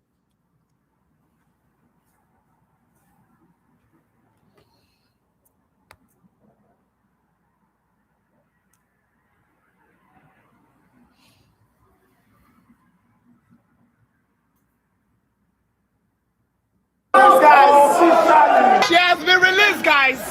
She has been released. Everybody that stood for this woman, and God will bless you. And everybody that stood for mine, now God will kill you. Yes, so. She has been released.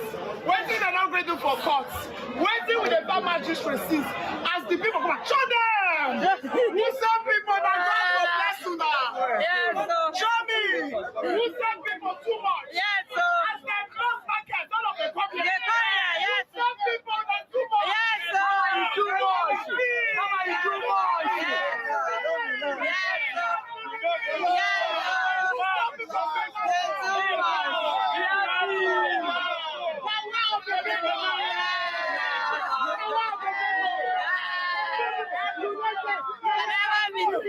the people united can never be defeated. The people united can never be defeated. The people united can never be defeated. The people united can never be defeated.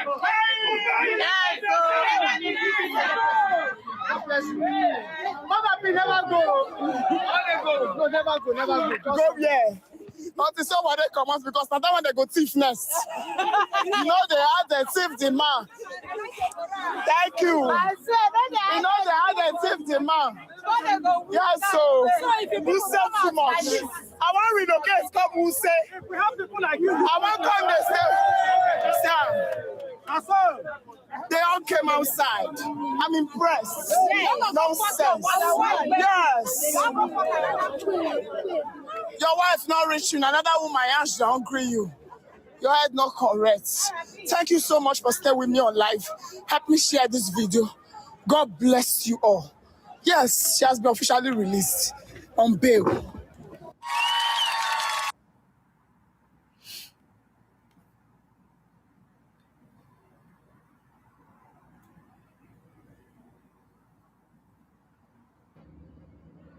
Now, let's talk about the president. How many times did they stay for country? How many times? This one don't be say very dark man want insult or you want talk. No, but ask yourself, how many times President Bola Ahmed Tinubu did in Nigeria? Is he fit to still be our president? These are the questions. He went to Turkey. He fell down. He's not fit physically anymore, based on what we saw. He did Wakadi fall. How many times is he in Nigeria? We do Happy New Year. Our president know the country. Our president know the country. Check him now. And 2027 now you are campaigning. And you are saying that this person will do better. Do what? Do what? Think about it. Now, let's talk about the president. How many times did he stay for country? Okay, so this is Mr. He's a barrister. He's actually a son, I believe. Abdul Mahmoud. This man has been a conscience of the movement activist for a very long time. He recently returned from the UK because there was to answer for I think it's a bail hearing. Somebody who knows more about it can share a lot of more details in the comment section, and please correct me where I'm wrong. So he came in Nasarawa. Now so they deny the guy the bail, they strike the bail or they delete him or something like that. They remanded him in prison in Nasarawa. Okay. Showore has reached out to the new IGP to look into it and see what's going to happen. This man he has no business being in the jail. They need to release him ASAP. So that's why I have him up here. And I also shared it on my post. The movement of the opposition, when many civil society organizations were out there in the protests and calling for real-time transfer, you hardly have that unity of focus, and everybody knowing that if you are in the opposition, you should be telling the government, you are the watchdog, more or less, for the government when they're going one way or the other that you don't like. You come together. And that's why when we were at the National Assembly, and a lot of people said, you saw the obedience, you saw the Nigerian Civil Society Situation Room was there with many other groups, and you saw Mr. Peter Obi coming in, and when they saw them, people were saying, why, the opposition is trying to take advantage. I said, but Tinubu was there before. President Tinubu was there on the other side against Jonathan. So he expects you to be able to react when things are going the way you don't like. That's the nature of the environment and the nature of politics itself. Now, so why was it that many did not come out at that time? Where are the political parties? And I really wonder about elections, because we just finished the FCT elections. How many, party agents would you see at the polling unit? You hardly see more than 4. And we have more than 19 political parties because of the new entrants now. So you waited, and then it has been passed. They have their right to call for amendments. This was one of the things that we faced in 2022. When the bill went to President Muhammadu Buhari 7 times, it was the 7th time that he signed it. And even when he was going to sign it, there was a clause that he was quarreling with, that they were really, I think the National Assembly thought he would not sign it. But we said, you made a promise, Mr. President, that you will sign it and take it back. And when he signed it, he took it back. But where you find out also that this particular electoral amendment, happened at a time where the president was fully in the know. He wanted it to be the way it came out. If not, you cannot tell anybody why the transfer of this from the National Assembly went to the president immediately and it was signed, because there was no time for, in terms of, if it's under normal circumstances for a bill, you will find it going to the Attorney General, going to the technical team or the legal team for the drafting. It meant that he wanted that bill and they have been part and parcel of a National Assembly all along. And that's what came out. It has been signed into law. The electoral timetable is out by INEC. And whatever have you, so it's left for agitations are normal. And so, but we need to listen to the will of the people. And I'm happy that the letter announcing the timetable has asked that all stakeholders work together for respecting the sovereignty of Nigeria and respecting, the rules and regulations, but how they do it. Because it's not how many amendments you carry that is the issue. What is the quality of the human that is manning at all times. Where are we standing? Are Nigerians standing upright for Nigeria? Because whether you are in INEC or you are a politician, are you standing upright for Nigeria? Many of them take the pledge of, I pledge to Nigeria, my country, to be faithful, loyal, and honest. Are they loyal and honest? We should test our conscience at this time. And if these amendments are actually not made and we go into 2027 with the act as it is, the current 2026 act, what is the worst case scenario that you can anticipate for Nigeria's democracy? I think the issue of electronic transmission, because you begin to wonder, though there are some little variations in terms of the law, but if you look at exactly what is happening, the Electoral Amendment Act of 2022 had transmission in it. And I remember that the INEC chairman, the then INEC chairman, Professor Mahmoud, was queried several times, was called to the National Assembly, are you sure you can ensure transmission? He said, yes, they had no problem with it because the beavers operate offline, and then, offline and online, whatever transmission that you can make, you can do it. And when we tested the beavers before the 2023 general election, they were uploading results and what have you. But I think beyond uploading of the results, beyond the transmission of the result, what is the quality of each person standing upright? Again, I mentioned that standing upright for Nigeria, doing the right thing. You know when wrong is wrong, is wrong. Right, you also know because your conscience will deal with you when you are changing the timetable, or you are changing something because you want to benefit because of the greed, of so many that come on board. We need to look at ourselves. Civic education, the office of the citizenship, the highest office of the land is that of citizenship. Do we have the obligation to do the right thing when you are there? What is a trust issue? Are you doing it for selfish means? And I call all the politicians to say that, what you are doing on a daily basis is influencing your children. You are teaching the younger Nigerians what to do. What the future will be is what we invest today. Both trust, mentorship for the young ones, because the duty of a leader is in replicating leaders. If you cannot create another leader that is bigger than you, if you are not trustworthy, then that counts, in everything. So with the implications, what are we looking at? We are looking at a just election. In 1993, the election results came out. You see, the issue of the party, politicians need to pay attention to, party agents. The guideline now has stated, you need to know, you need to also appreciate when to be able to unite your things. In other places, I said in Ghana, 2028 election, the primaries have been conducted. They know, they have polling unit environment. So let there be massive registration into political parties. You conduct political education, educate the people so that they can act aright. But if you are averse with the Nigerian constitution, remember that you all swore to defend the constitution of Nigeria. Anytime you veer with your conscience is a wound, says, the Guardian, and it will prick you. Because whatever you do in aberrance to the constitution, you are the one that is killing Nigeria. And so we must all work together. We need to work together. The first thing is that your duty is to Nigeria. But how many of you are paying attention to Nigeria? Well, and you've said a lot, and we certainly appreciate your point. But then I'm wondering, are frequent amendments to electoral laws a sign of democratic growth, or is it a sign of system instability? What are your thoughts on this? Frequent amendment that we're talking about, they tried and tried between 2015 and 2019 and down to 2022. You remember, that the 2022 electoral amendment happened, or the bill came on board after 7 times. And so are we so worried about the amendment, or that people are doing the right thing? The Constitution of Nigeria, is it more than enough to ask you to be truthful? And I was discussing with somebody yesterday. I remember when Nigeria, in terms of INEC, they distribute materials for election. In the evening, people go to their homes with the electoral materials. That's the polling unit officials. They go to their homes. In the morning, they just wake up in their neighborhood and bring out all the electoral materials, and they set up. An election was conducted even under a better, condition than now. So Nigeria was at it before. We needed to strengthen the system. But what we are seeing now is that the political class, the greed is more, the quality of the persons, there's so much that is going on that you cannot see. It's not the amendment. Even if you amend it and you say, transmit electronically, what are you going to transmit? We need to believe in ourselves. If you don't believe in yourselves, then the future of this country is finished. But if you believe in yourself and believe in others, you need to trust that the system can work.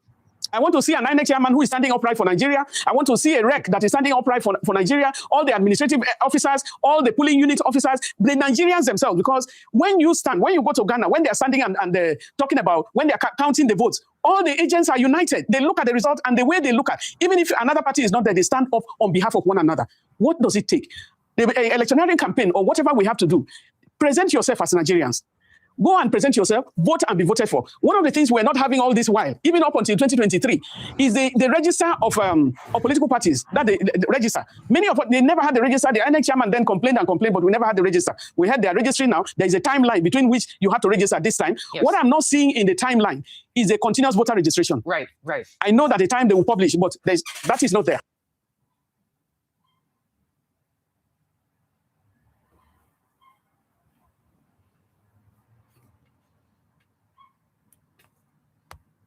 Or say that Tinubu is a one-term president and should be voted out at all costs, and you say no, you resist, or you make excuses for him, or you think is unsurmountable. See, the problem is not that you do not recognize that this is doable, but what you are going through is called trauma. That disturbing effect, that disturbing feeling, experience that has happened to you, and then it is now having a long-standing negative effect on your behavior, your attitude, your thought process, or your functionality. It is trauma. The problem is you are traumatized, but you may not know. It doesn't change the fact that you are going through trauma. When somebody says that Peter Obi cannot defeat Bola Ahmed Tinubu even in a free and fair election, it is trauma. When somebody say, oh, the opposition needs to do this, they need to do that, it is trauma. Because in modern societies, the people do not wait for a set of politicians to come and save them. If you recognize, and I can tell, listen to everybody that has been speaking, whether they are for or against the opposition, against Peter Obi, against all of that. Nobody has come out to say we have a purposeful leadership, and because of that, we don't need opposition. There is a recognition of the fact that there is a problem with the kind of leadership, but we need to change it. However, what you see is that it is unsurmountable. It is not doable. It is a mountain. It is a hill that cannot be climbed. Trauma. And guess what? The politicians benefit from this trauma that has been pushed to you and make you now have a long time. Okay, it now make you realize that, or not realize actually, it now make you feel like this is not doable. Trauma. There is an aspect of trauma that is called trauma bonding. Yeah, trauma bonding is an aspect of trauma that it is a psychological relationship between a victim and an abuser. And I can tell you, 99.9% of Nigerians have trauma bonding. Trauma bonding is a psychological effect of repeated cycles of abuse. Repeated cycles of abuse. We have been abused repeatedly that will not begin to feel comfortable with it. And so when we see a politician that is not thug, that is not armed robbers, that is not a criminal, that is not a drug addict, we resist them because we have been made to see a certain kind of politics play out for a long time, and it is difficult for us to accept that anything new can come in. It is trauma bonding. You have been diagnosed of it today, and your deliverance is here. Say amen. So this psychological response to cycles of abuse also makes the abuse, the victim, now have an internalized loyalty. Hey, this one I pay me pass. You now begin to have internalized loyalty. At this point, you begin to make excuses, defend, or even feel responsible for your abuser. Imagine you as a victim. You begin to say, no, women do this in relationship. No, he get reason why he hits me. No, not be say really want me now. Now me really mess up, that's why. Or a man begin to feel like the reason why the wife or the woman or the partner is misbehaving is because he is not providing money. That is trauma bonding. You are not bonded. There's not a response or psychological effect for your abuser. You not defend them. You make excuses for them.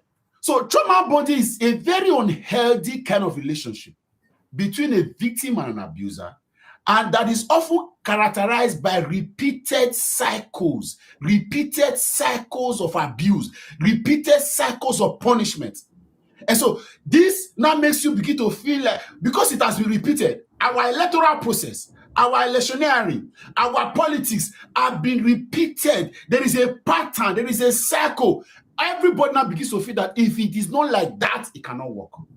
If you are not a daredevil, you are not a thief, you don't invest in thuggery, you don't invest in criminality, you don't snatch ballot box, it cannot work. It is trauma bonding. And most Nigerians, even those that are elite, they are trauma bonded. A lot of the CEOs of banks, they have been trauma bonded. They have a psychological response to abuse. So they know that they've seen it play out over and over again, that a politician gets to power ruggedly, and if they don't align, their business is going down. It's trauma bonding. Sometimes you want to justify, sometimes you want to sit on the fence. It's still trauma bonding. I'm going to get into it. What are some of the signs? You begin to justify the experience, justify what you are seeing. You begin to justify it. You even isolate yourself from support. You isolate yourself from support. You become responsible to the highs and lows. You begin to see yourself as being something that looks like, oh, this is the reason, oh, this is why this one came, this is why this one came, and then you are believing that you can fix the problem. That is a sign. You are inside. See, our leadership system cannot be fixed with the way it's going now. If you begin to feel that, oh, don't worry, oh, there is one aspect, you begin to hold on to a minister, you hold on to one or two agencies that make you feel like, oh, at least this one try. Whereas in the entirety, this should be brushed off. It is trauma bonding. Trauma bonding is when a governor that governed you for 8 years, after governing for 8 years, and you are not so happy, so pleased, but the governor says he wants to go to the Senate. And then you say, oh, maybe he's going to mean well. He had the chance to be governor. You see, sometimes when you are relieved, you begin to feel like the abuse has stopped. What's happening? You are still scared. See, the relief has come. There is a leeway for you to move up, but you cannot. Your mind has been programmed to meaning that you cannot run away. Right? You cannot get out of this place. So you begin to appease to your abuser. You begin to dance for them. You begin to twerk for them because you feel like, I beg, oh, let me manage a safe space. You begin to have that mentality of having a safe space. At least maybe I'm a special victim. I am even better than some. Trauma bonding. A situation that puts you in a place where you begin to appease, relieve, you begin to beg, you begin to feel like, let me support them for a survivor mentality begins to come. Nigerians are going through this. That's the problem. And that is why you see that we can attack opposition. Somebody can sit down and spend minutes to attack opposition and ignore a government that is in the center that is failing. You know these people. Some of them are your celebrities. Some of them are claiming coach, claiming expert online, but they have trauma. It's trauma bonding. How do you get out of trauma bonding? Break out. I feel like preaching. Break out. Break out. See, some of us may be in this hospital called Nigeria, but we are healed. We are healed of trauma bonding. Our mentality has been upgraded. We have moved on from there, and we are telling you it is doable. It is difficult. You cannot comprehend. You cannot fathom. You cannot accept. But some of us have realized that it is doable. We have been healed. If you still think that we have to continue in this trajectory, that is the only way we can survive. You have trauma bonding. It's a psychological mental health condition that makes you accept repeated cycles of experience as though it is a way or a culture. Have a nice day.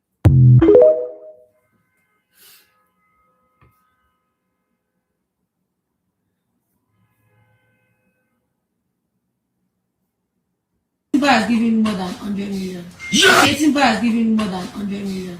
In this same country where doctors abandon hospitals with patients in them, they go on strike, abandoning patients on the hospital sick bed. Their reason is because the government refused to pay them what they are due. Sheyi Tinubu, they give Michi. President's son neglect all these people where they cry. After they work overtime, doctors work overtime. They don't have the right equipment to treat people in the hospitals. Government hospitals are failing. In this same country, the president's son, they give Michi over 100 million naira. In this same country, where public schools are failing, LEA primary school, they go on strike. How much did they pay them? 40,000, 30,000 naira. In this same country, the president's son, they give Michi 100 million naira. Taxpayers' money. In this same country, the soldiers, where they inside bush, they fight Boko Haram. They buy them. And if they buy them finish, there's no welfare for their kids.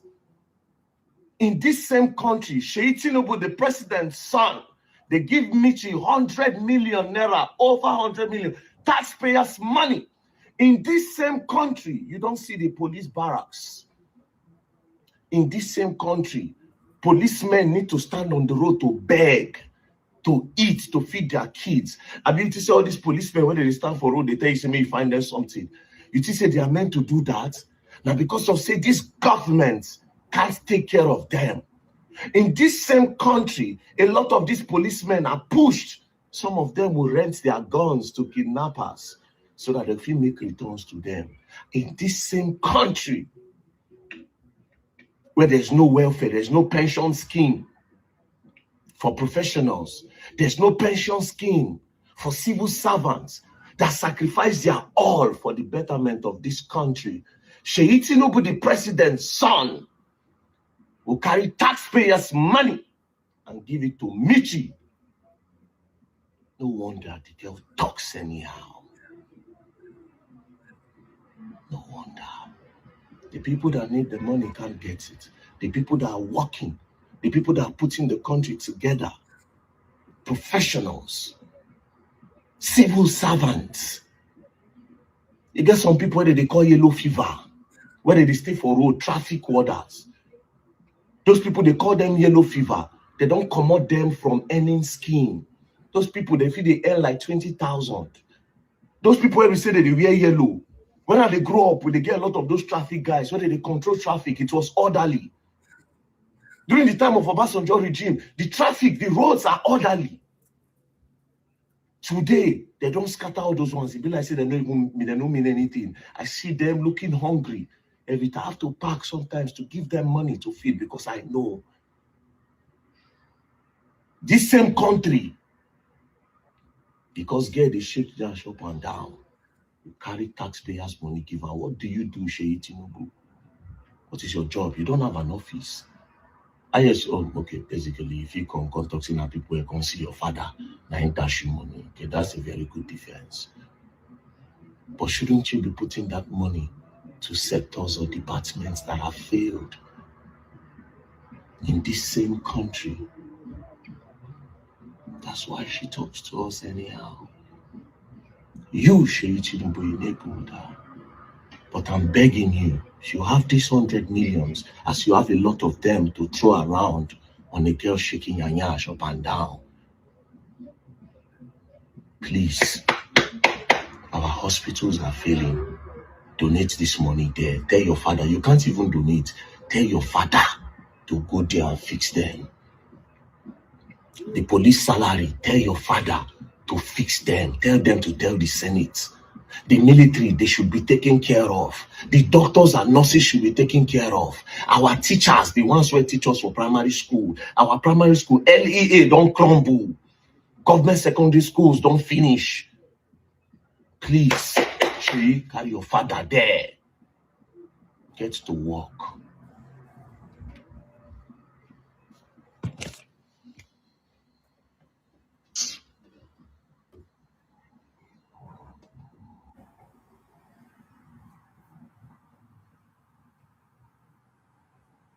More than $1 billion.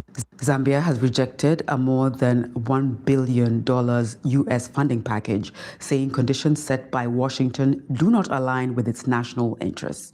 It has now joined neighboring Zimbabwe in turning down the Donald Trump administration's health initiative. The package aims to fight diseases in African countries, but in many cases, it is tied to granting Washington greater access to mineral resources and sensitive health data of citizens of the African countries. Reuters news agency reports that under the proposed controversial deal, the U.S. was expected to provide more than $1 billion, while Zambia would give about $340 million over the next 5 years. It was initially due to be signed in November last year, but had to be delayed due to some problematic sections. Now, Zambia has pulled out altogether until the draft is amended. Reuters quoted a Zambia Ministry of Health spokesperson on Wednesday, February 25th, as saying the draft agreement did not align with the position and interests of Zambia, but suggested it is not linked to mineral resources. However, in December, the U.S. said it was committed to a plan to give Zambia a substantial grant package in exchange for collaboration in the mining sector. Zambia is Africa's second largest copper producer after the Democratic Republic of Congo and also has cobalt, nickel, manganese, graphite, lithium, and rare earth elements. The Trump administration, pursuing an America First transactional foreign policy, has repeatedly said that U.S. foreign funding should not be treated as a charity. Zambia's refusal to sign the deal with Washington comes after Zimbabwe also pulled out of a similar agreement worth $367 million, citing concerns over granting the U.S. access to critical minerals and personal health data of Zimbabweans, which the U.S. could use for its own purposes. The U.S. said that at least 16 African countries had signed the controversial deal, including Nigeria, Uganda, and Kenya. Although Kenya's has been suspended due to a court case, while some Africans hailed the countries rejecting the America First package, others urge governments on the continent to do more to develop their citizens with little or no reliance on foreign funding, given the vast resources the continent is blessed with.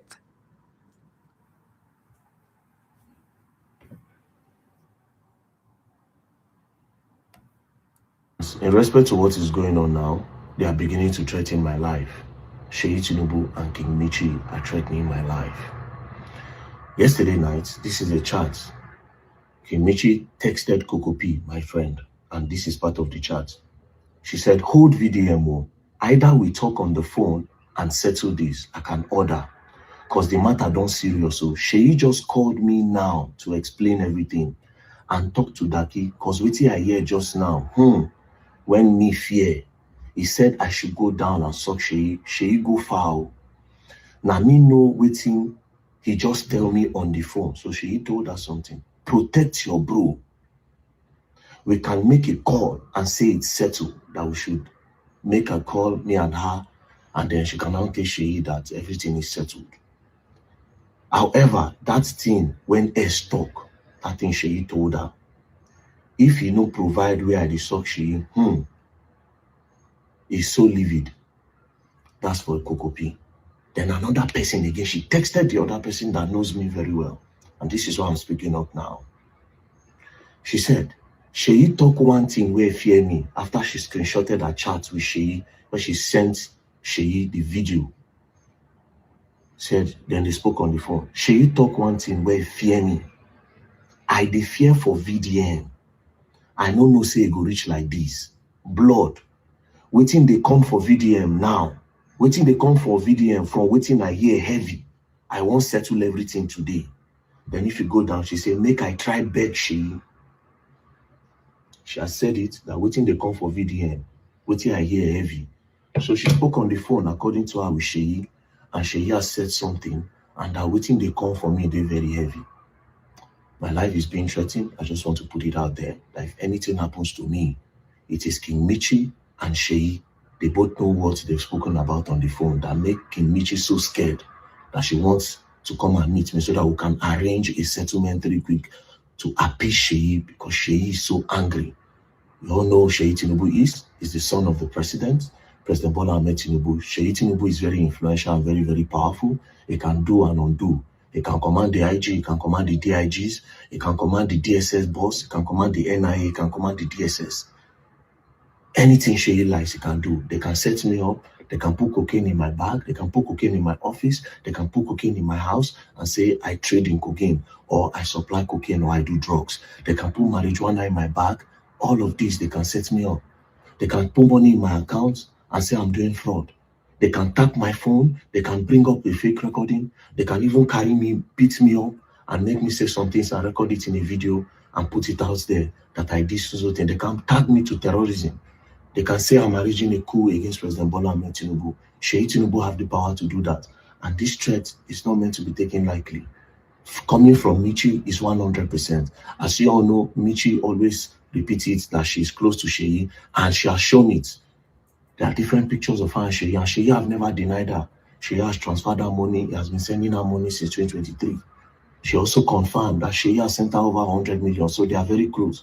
So anything Michi is saying that Sheyi said, I take it as a 100%. I didn't want to make this video when she sent that text to Kokopi yesterday, but this second chat, I know something is definitely coming for me.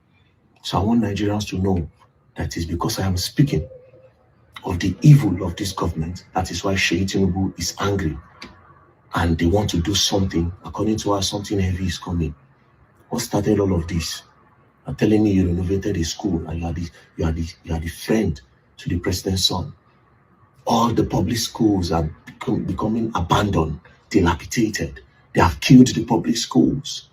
And you are giving somebody money to go and renovate. You cannot tell your father to do it. Things are failing. Insecurity in Nigeria. Insecurity in Nigeria. They are not happy. They are not happy with me. They've tried to bring me closer. I've refused countless times. I don't want to be part of them. I am not partisan. If PDP was in power today, this is the same way I'll be speaking against PDP if they were doing something wrong. Mind you, we will not be here today. We will not be here today if to say they do the right thing. Nigeria is a country where we get oil, we get different minerals, we get gold, we get tin, we get different mineral resources, we get lithium. They are moving lithium from here and supplying it to China, where China they build batteries, where they do electric cars and electric bikes. From Nigeria, Nigeria supply China lithium. And we are so backward. All of these they don't like to hear. These people are putting us in poverty. There's no good hospital for the common man. There's no good school for the common man. The police are complaining for their salary. The military are complaining for their salary. People are not living well. And you don't want to hear these things? Now you are threatening my life. Now you are threatening my life. These public schools have been hitting on it because I went to a public school. The public school I went to was already going down, but now it is worse. At least it was better then. And I will not speak when I have the platform, when I can see my ghetto kids. They don't have a better education. A lot of them are going into drugs. And you think I should not talk when I have the platform to speak. And when you listen, I will speak. Why did I create the NGO? I went to China, I saw that kids, it's all over the internet. Kids are learning handwork. We don't have that in Nigeria. The first time I tried to do it in a public school, I wanted to start creating small learning places in the public school. It took forever. I tried to get the AMAC chairman to give me that approval. He kept on dodging me. Christopher Mekalangu kept on dodging me. I was calling him. I called him. I went there. It was so nice. I didn't see him. Later, I stopped picking my calls. That's when I decided that, okay, if they don't want to do that, okay, that took a lot of time. Let me start building. Let me build a place, a learning hub. Up till now, it has been very difficult to find land. But I still try my best to do a lot of things. Do you know how many boreholes we have done? Solar standard boreholes. Some of them I have not even posted. Like the one we did in Yelwata. It's not even online. I do all these things not for the acknowledgement, because this is who I am. And because I am a ghetto boy. I am a ghetto child. I am a gutter son. I understand these things. It's not about posting online to get the acknowledgement. Because it is the struggle. Who put us in this struggle? This government. At the end of the day, we are still there. The person that I've been searching for land was with me. We did do them almost every day. I know how many land I don't go check. There's one they want to sell close to the airport. We go there. 150. How much did the NGO? How much did the NGO? This is why I don't even tell people to still contribute. Because I want to get the land first, but it's difficult. Now you're threatening my life because you fail to do your responsibility. If I tell them now to give me money so that I'll keep quiet and enjoy my own life, they would rather give me that than to put that money. These people would rather spend 1 billion on people to keep quiet than to use that 1 billion to make this country great. Anyways, if anything happens to me, King Michi and Sheyi Tinubu should be held responsible. Sheyi Tinubu especially, because he has the power and he has the connection. These two people, if anything ever happens to me, my family, my friends, any of them, anybody close to me, if anything happens to them, and this includes Jojo, Coco P, and any of my Ratel leaders that are cleaning, if anything happens to us to get at me, it's Sheyi Tinubu and Michi. If anything happens to them, Sheyi Tinubu and Michi, hold them responsible. Thank you very much.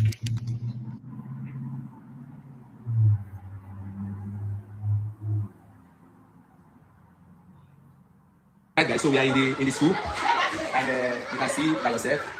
So I don't know. Let's show them as I come.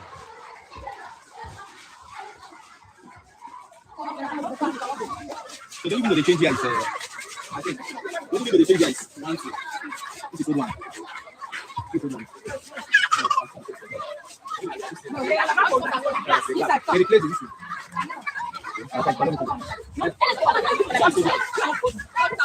That one, a new one. So they stop here. You need to stop here. So this is sensitive. This is sensitive. Let's stop on this side. Let's go. This one. This one. This one.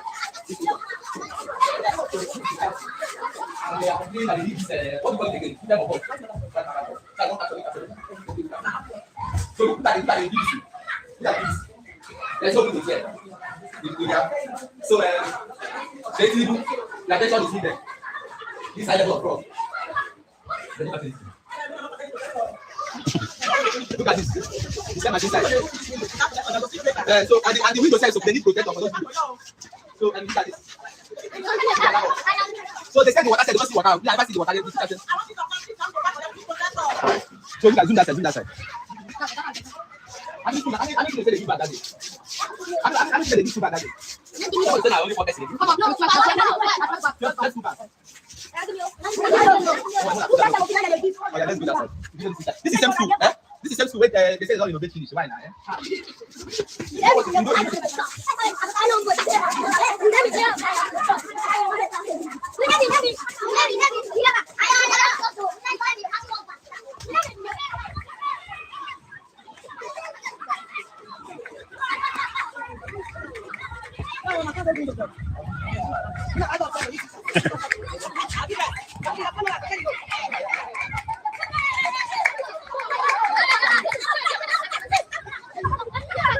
How they do this thing? This ball don't they work? The water never they work.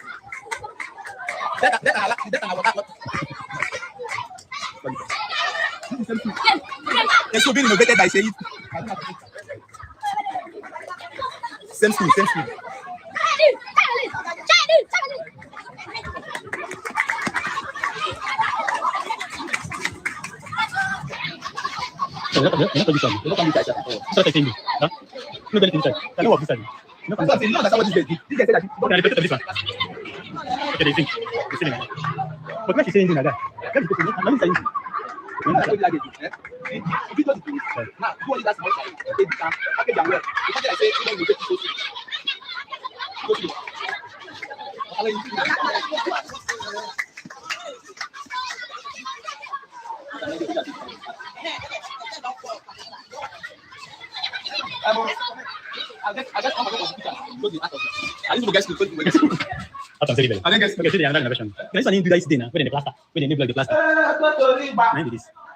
See that side, that was very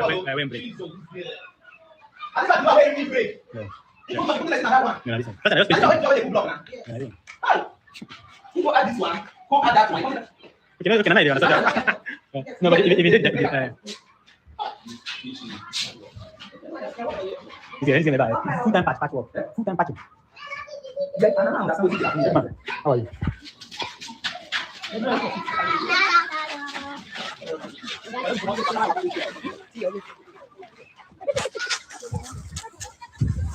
So this one at the side where we say in breakdown.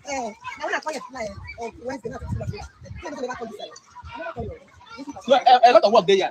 A lot of work. They never do anything. So they need to do. Okay. But this is the pump know that this is better state. To give water no be problem. 50,000 don't give. 20 feet don't get water. It's water. Now to buy the pumping machine. Where's the water on the run? It's water on the run. It's water on the run. How the water one day on a street? You don't give them this people. Don't be this civilians. They don't connect anything now. Look at the house. You can't get water on. There must be tank first. I beg how many people are there now? And a very big school. How many people there now? Only 10. Somebody bring a camera and ask what's so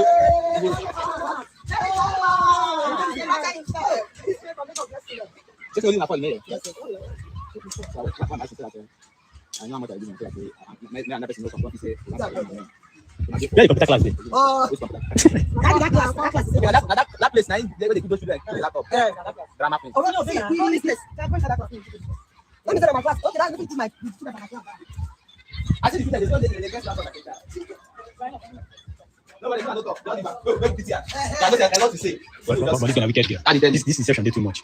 Yeah? This is high level of. This inception is too much now. High level of. How much you give? Give me 10 million, you keep to yourself. Yeah, that's where you keep 10 million. That's where you keep 10 million. It's too much. How much is paid? You don't do anything. Say in the best school. One is at the hotel. A big like this, bring that this school. Start from foundation. Do that from your side.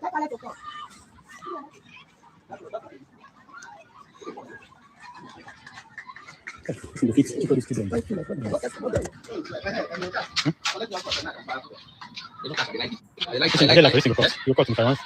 So guys,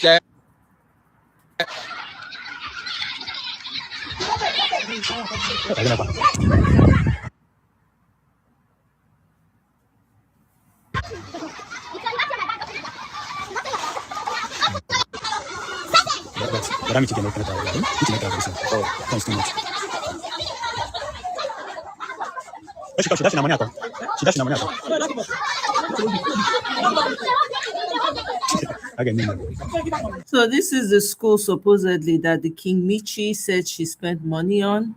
I just wanted you guys to see some of that. Let's keep it moving. Pressure you are putting on her to come and follow you in this your rickety this thing. We are waiting to get her released. You are trying to force her. See what you are, if she dies now, you want to carry her body to prison. Okay, maybe now you have achieved your aim. I hear when it's explained so now. One and the lie. Which one is not for anybody? And she has been explaining. You that said that you should put her inside your rickety van. Are you? Where is that man? If anything happens to her, they will be held responsible and on our wives. Because now waiting person so now in the rape.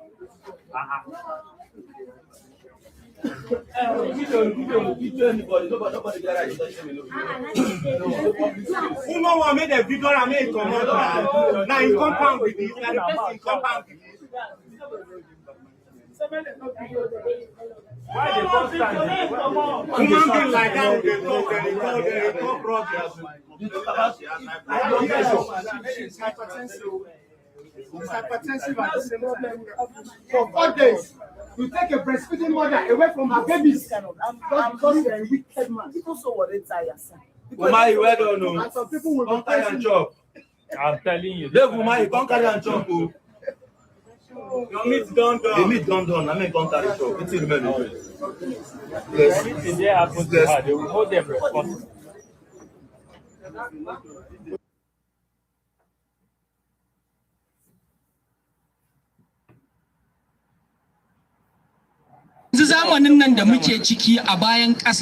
Okay, this is a kidnapping. This is let me see whose tweet is this. Honorable Nuhu Sada, I don't know who he is. He says, Arewa, wake up. Kidnapping survivor. This is a kidnapping survivor talking. Who paid 100 million ransom, joins ADC. Okay, sounds alarm on Nigeria's deadly crisis. Ismail Sahabi, kidnapped on the Kaduna-Abuja Expressway, cited 2 trillion naira in ransoms. 600,000 annual fines in Nigeria, mostly in the north, and warned against supporting T-Pain and APC. Let's keep it moving. This is not the woman who died. Where come now. Black boy. Are you become mad? When I carry this woman go hospital now? Where? Now prison motor the matter carry and go hospital. See hospital here. Where hospital? When I drive. Nigerians, we are not sweating the apple now. The woman say he must carry this woman, make sure the woman will go prison. We did. Then just pack army, pack civil defense, pack as if my war. As if my war, then they fight. The woman people just rise once. The woman collapse. She's the shout at chest, the woman collapse. Woman, you can't chop her dead body. Just the woman, just they pray, may not happen to this woman, because we will give you problem for the full country. Time don't pass on Nigerians, they fear to talk. As I did so, they say they're not even born you well. Umai, they're not born your father well. Can't carry her dead body. Me Umai, can't carry her dead body. Can't carry the woman dead body. Umai, can't carry her dead body. Mama P, go live. Yes. Put camera for that woman face. It will concern you. It's a waiting. It's no concern you. Not concern you. The pressure you are putting on her to come and follow you in this show, rickety, this thing. We are waiting to get her released. You are trying to force her. See what you are, if she dies now, you want to carry her body to prison. Okay, Shebi, now you have achieved your aim. I hear when it explains so now. One and the lie. Which one is not for anybody? And she has been explaining. You that said that you should put her inside your rickety van. Are you where is that man? If anything happens to her, they will be held responsible. And on our wives. Because they're waiting for the son now in the rape.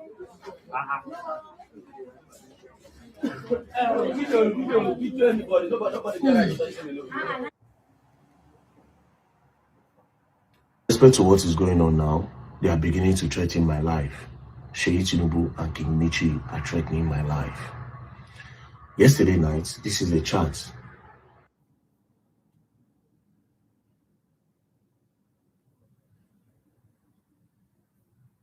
Real-time electronic transmission of votes onto the IRF portal because Nigerians demanded for mandatory real-time electronic transmission of votes onto the IRF portal because it is the only way to move the electoral process forward in this country. The just concluded councillorship elections in Abuja gives us a glimpse into what we can expect with this new fraudulent electoral act, and especially in light of the coming 2027 elections. In one polling unit, the ADC party results on the EC8A form was altered from 4 to 3. In another polling unit, the total result on the form was shown to be 236, but in words it was written to be 263. He asked for real-time transmission of votes, so we do not need collation centers because collation centers are where all the criminal alterations are made to results gotten from polling units. Yet FIJ reports that presiding officers held on to the EC8A forms up to 24 hours after voting had been concluded, despite the fact that this new electoral act mandates that results are uploaded immediately party agents and presiding officers have signed. The Tinubu administration had the chance to improve transparency in the electoral process in Nigeria, but they chose instead to insert a discretionary proviso that doesn't even give Nigerians the chance to defend their votes and really just makes electoral malpractice inevitable.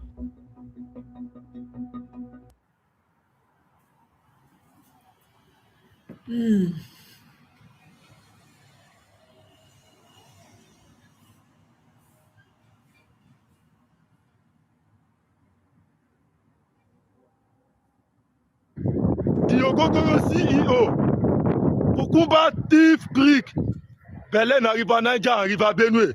Alpha, in case you don't know, now be the most useless people for Nigeria today. Una mumu. Let me just talk, say, Kukumba thief Greek, now you mumu pass. That your belly big. You don't go dig all the whole water way there for River Niger, River Benue. You dig and finish, your belly come big, you no come get sense. Call the mumu yourself. See people where Tinubu they put for power. Now Yoruba they be. Former Inspector General of Police now Yoruba. They don't come out and put another Yoruba man there. EFCC chairman na Yoruba. NDNA na Yoruba. People in the position today, they be Yoruba. But the only work where Tinubu is saying do now, not to go they do Mumu City Boy movement up and down. Now boy errand.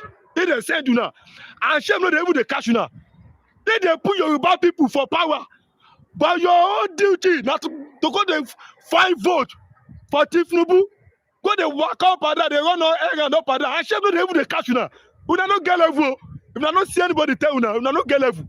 And this one we carry belle like who swallow mountain of fire. Olori buruku.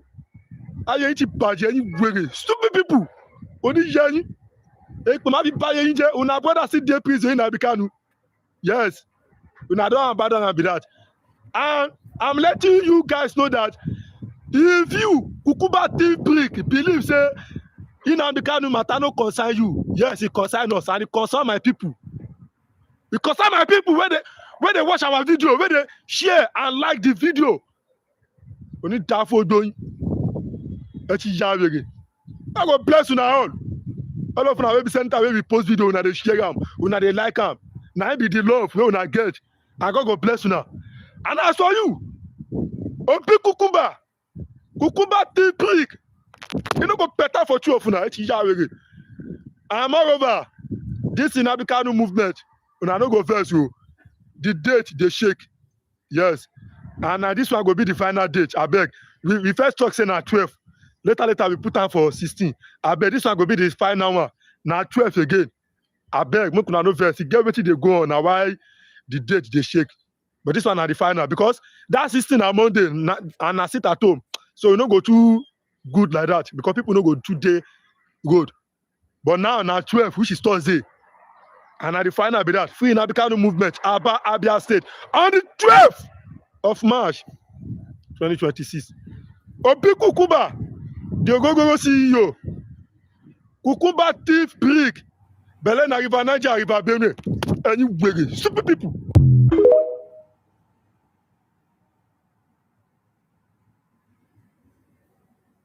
Is what you call cash.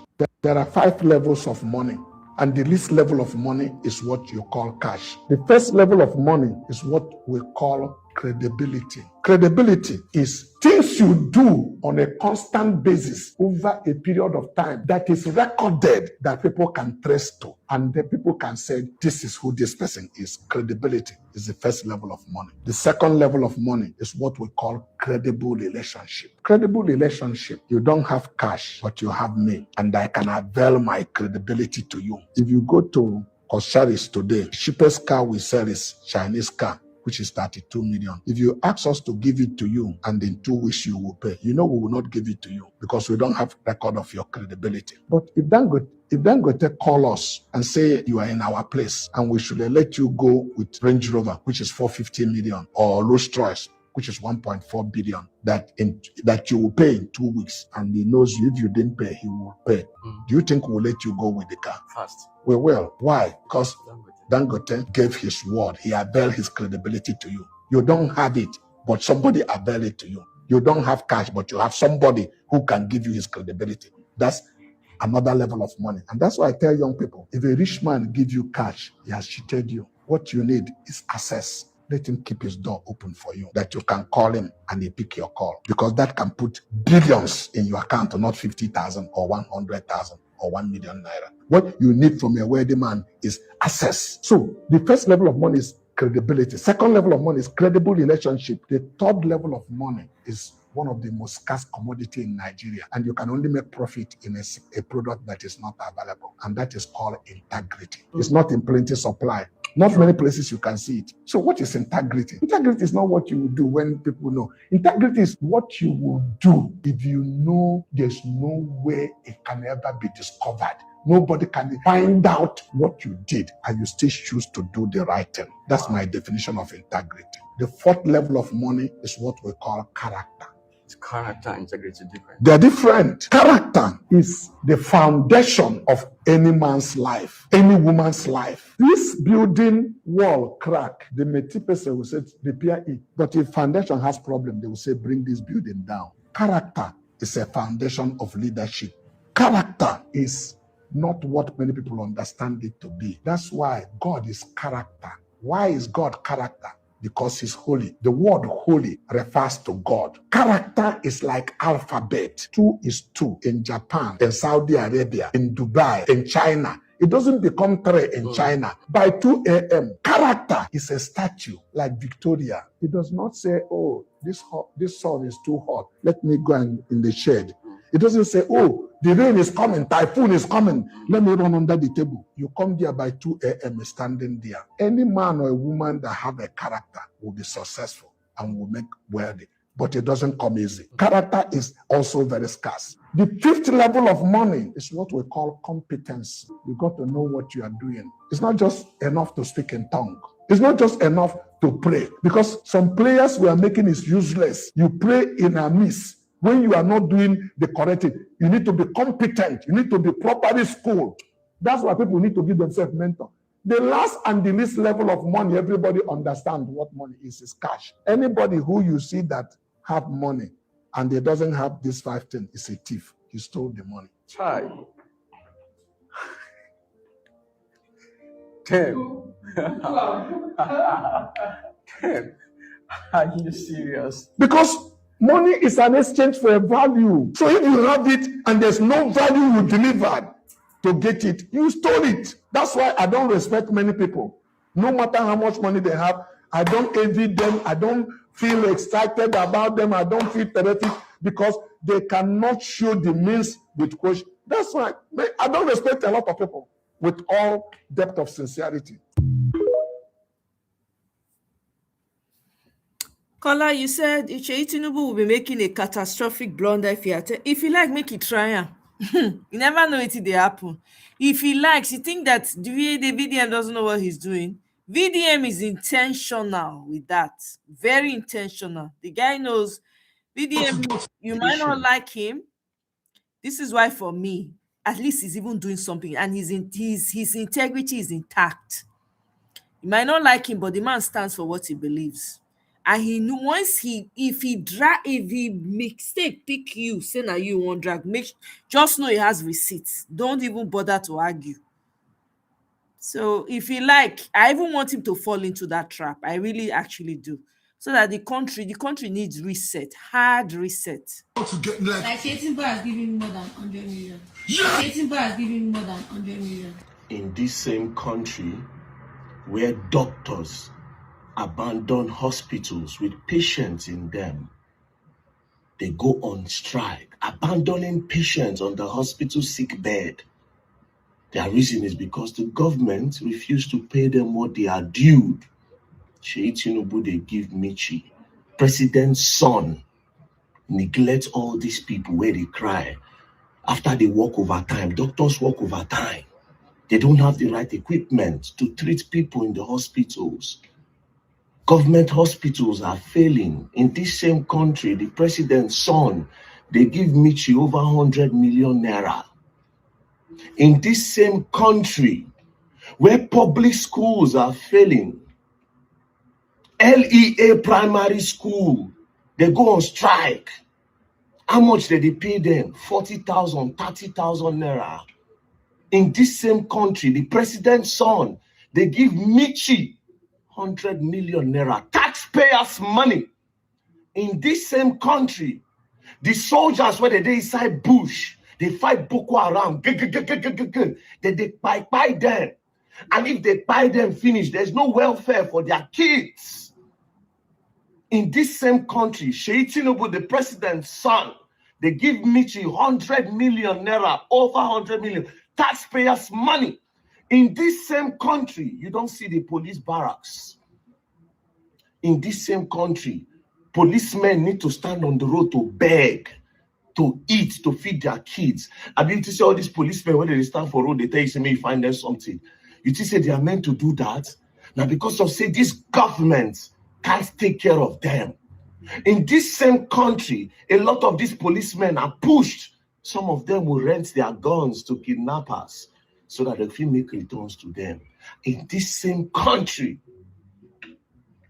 where there's no welfare, there's no pension scheme for professionals, there's no pension scheme for civil servants that sacrifice their all for the betterment of this country. Sheyi Tinubu, the president's son, will carry taxpayers' money and give it to Michi. No wonder the girl talks anyhow. No wonder. The people that need the money can't get it. The people that are working, the people that are putting the country together, professionals, civil servants. You get some people where they call yellow fever, where they stay for road, traffic warders. We don't listen to this one before, so as it hot, we can move forward really fast. I get reason for playing the video now, because later on when I come back, when we do Friday, TGIF Friday, we'll just discuss, we'll just talk, and if there's a need to share videos, we'll just share. Okay, that's why I'm doing this now. Magistrates granted half day. I am one of the sureties. We have completed the bail process. Your police came from the FCC, brought another and called for backup and not to abduct her. Then they went and obtained the detention warrant from the same judge to take her to prison. The prison principal do not have a bail, but the men are here, including the prosecutor. One guy went to prison. He wants to force her. This man has 2 kids that are being breastfed. They brought her from Lagos 3 days ago. Fakure is the one who's behind this. So that's what we know.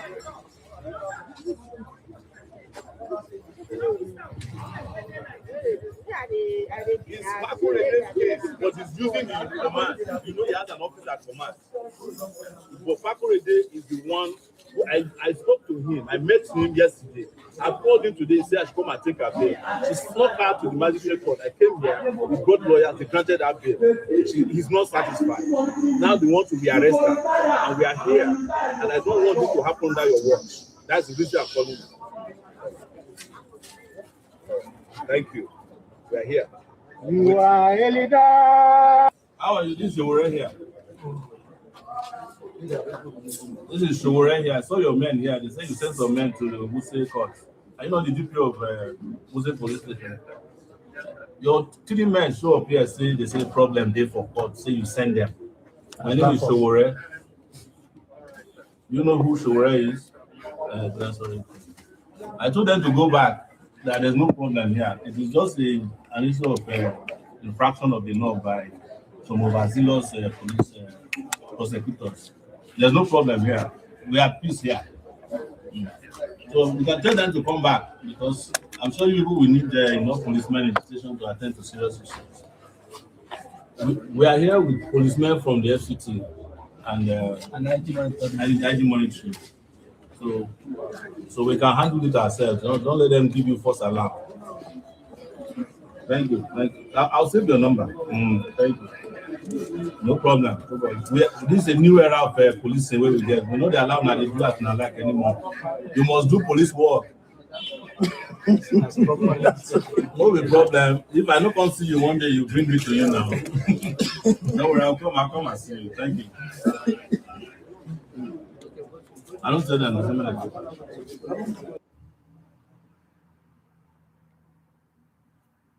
24 hours. That very dark man take through the tear gas. Even King make himself on the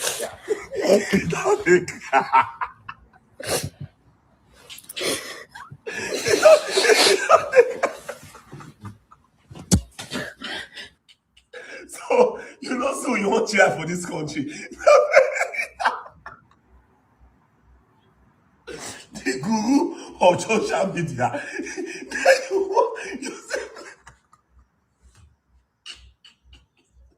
Even when they do get issues very dark man, even they want help and cry. Nigeria, come on. Very dark man lie. He call everybody.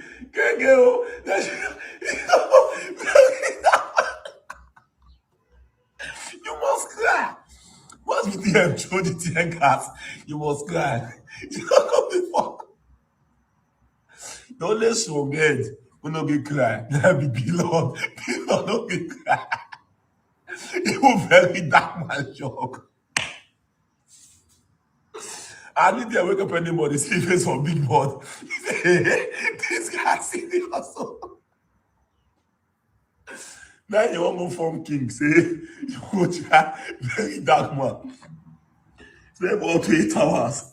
You're going to take our advice from us.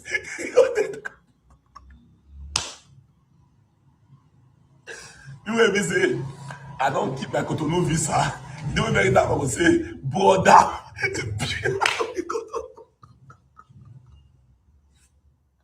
I don't enter Cotonou.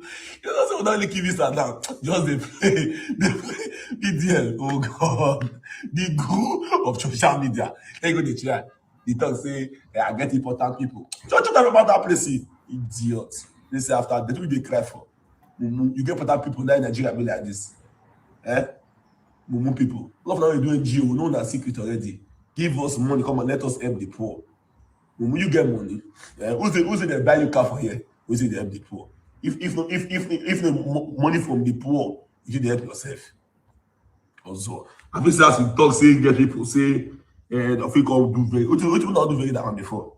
Hope you go to job very that man. If them do you know it's never up to 24 hours, I don't share tears. Mumu, never have sense. I be say evil gang and safe. No, nothing they are bad. Nothing. Only thing they are bad now, you are sharing about finish. See, and again, they say they judge this guy when This year, comedian. She comedian. You use the market. You wake up one morning, you will get career and one different thing. Now what are you doing? Everything wey Titi boss dey do today, this is governor chief wey dey do today, put Tinubu issue for so as a businessman. Last, if you no be this year, next 5 years, you go regret everything wey dey do. Believe me or not. If Tinubu worst, if the government worst again, you go regret am.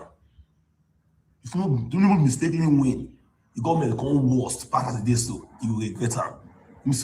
So no share your conscience right now because of say they give you small thing. No of them dey support Tinubu for free. Say they really like the man. No. Nobody say person that come here that they could talk say as the arrest Nnamdi Kanu, Tinubu no get even 10 votes for his. Now that tells us that Tinubu is the best. Social media, don't believe anybody. Social media, serious anger. Don't believe anybody. Oh my! There's some videos I can't even share is just here to hustle. I didn't even bother to bookmark them. Hustler. VDM is hustler, but you have a good mindset that if he come for you, might be fitting. You have to be careful. Please, there's no calling now.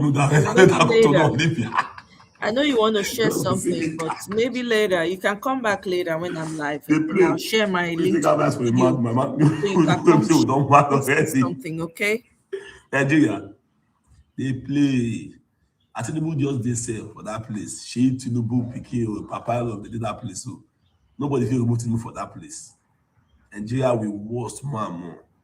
Only when Nigeria of it good. It's only when the youth are ready to die, to fight for the father's land. Is that one? They play with go experience more nightmare, more thing. So all those charity, somebody, it don't say very never school. The VDM is a man of surprise. Don't be surprised say you do school from one side now. Never show anybody. They will show people now. Hey, where you go surprise? VDM. That's what they try. I leave that boy, that one. That guy man strong. I only Bill don't do something for this country. We say the guy have a blow. You want to Bill on need that for? No. I'm gonna the found guy. They get to expose me already. Activism or any form of social justice should not be a competition. So King Michi has been doing amazingly well in her field, and I think everybody applauds her for that. However, that does not give you the right to pick up your phone and start dragging Very Dark Man. Because you fix a school in 6 days does not mean he has not been doing things behind the scene. How do you wake up and suddenly see a VDM as a competitor? You're doing your thing, he's doing his thing. You guys are doing amazingly well, but you cannot compare. I first started laughing when I saw it this morning. And I said I must say something about it. Even though I know there's some gullible people who still say rubbish, that's your business. So as I was saying, charity should be from your heart, from your mind, from your soul. It should be what you love to do, not a competition between you and somebody that's not even in competition with you. Somebody that has gone beyond just fixing schools, beyond helping people. So now we can see that there's no board in charge of school renovations in Nigeria, but King Michi. A lot of things are wrong in this country. Picking up your phone and just dragging somebody unprovoked is diabolical. I've seen you this past few weeks on TikTok, dragging and fighting people, like just come online and it's really watering down your brand. Because as a philanthropist, I don't know what you're doing on TikTok, dragging people. This whole energy that you're channeling to Dark Man, you're supposed to channel it to the government. And thank God you're so close to them. So you can lay our complaints. Exactly. Tell them how people are dying in Kwara. Exactly. Tell them how hungry we are. I've not eaten today. Have good motive for the country. Do your own. Let other people do their own. Why are you looking at what somebody else is doing? You're using it to compare what you are doing. You started well, but don't let yourself be a political industry plant. You dragging VDM is totally a wrong move. You should have just stayed in your line, keep doing your good work, and people will keep hailing you for what you're doing. You're doing a great job, but bragging that is your own personal money, that's a big joke, please. Come on. And again, I think everybody knows this NGO, this money is online. You guys can track it anytime you want to. So what's the big deal about this money? All the time, anybody that wants to say something, always first hint on the NGO money. And I stand to be corrected. That man has come to this social media more than twice. I explained the reason why he has started using the NGO money. How he has been begging Wike for land, for him to pay and start building. And people are pretending like he didn't say something like that. He already explained why NGO money is still there. And the funny part is they keep pushing that man to fight from one person to another, from one person to another, knowing that the election is getting close. This is another form of distraction. Let's focus on the electoral reform. Let's focus on INEC, because election is almost here. And they'll do everything to distract us. So let's be guided, please. We going online and keep trolling and keep dragging ourselves. When they win election like this, it'll clear for our eyes. Smart, very smart. Yep, that's right. There was an attack yesterday in Ondo State. Yes, the same Ondo State, where a monarch was hacked to death last week in Akure North local government. Another attack has been carried out by the Fulani terrorists. They refer to them as bandits. Look, let's call them what they are. They are Fulani Islamic terrorists. They attacked our local governments, a particular community in our local government called Usu. They invaded the Celestial Church and abducted about 7 or 9 persons. And they injured so many persons. You see, when I made a video about this thing on Sunday, I think 22nd of this month, I said some things in that video that how could a monarch be dragged out of his palace and murdered because he refused to be kidnapped? And nothing was said about it. Everything seems normal. There was no emergency meeting by the group, the association of monarchs. Now, in less than 7 days, another attack has been carried out again in the same Ondo State. So in that video, I said some things. Listen to it. So a monarch from the southwest Nigeria, Ondo State, Akure specifically, was gruesomely murdered by bandits, according to Punch. To me, I don't call them bandits, I call them radical Islamic extremists. They are the people doing all of this thing, and they are coming from the north. They are not emanating from the southwest here, or from the southeast, or from the south. They are coming from the north. And I've been waiting to see if the association, whether it is group of Obas in the southwest, to hold emergency meeting over the heinous killing of one of them. But unfortunately, all of them turned deaf ears, as if they are deaf and dumb. They are not doing anything about it. Nothing is being done about it. So in that video, I said some things. I would like to build upon what I said before. I will drop the link of the video in the comment section. You see, if you think it does not affect you or it will not get to you, it's already at your doorstep.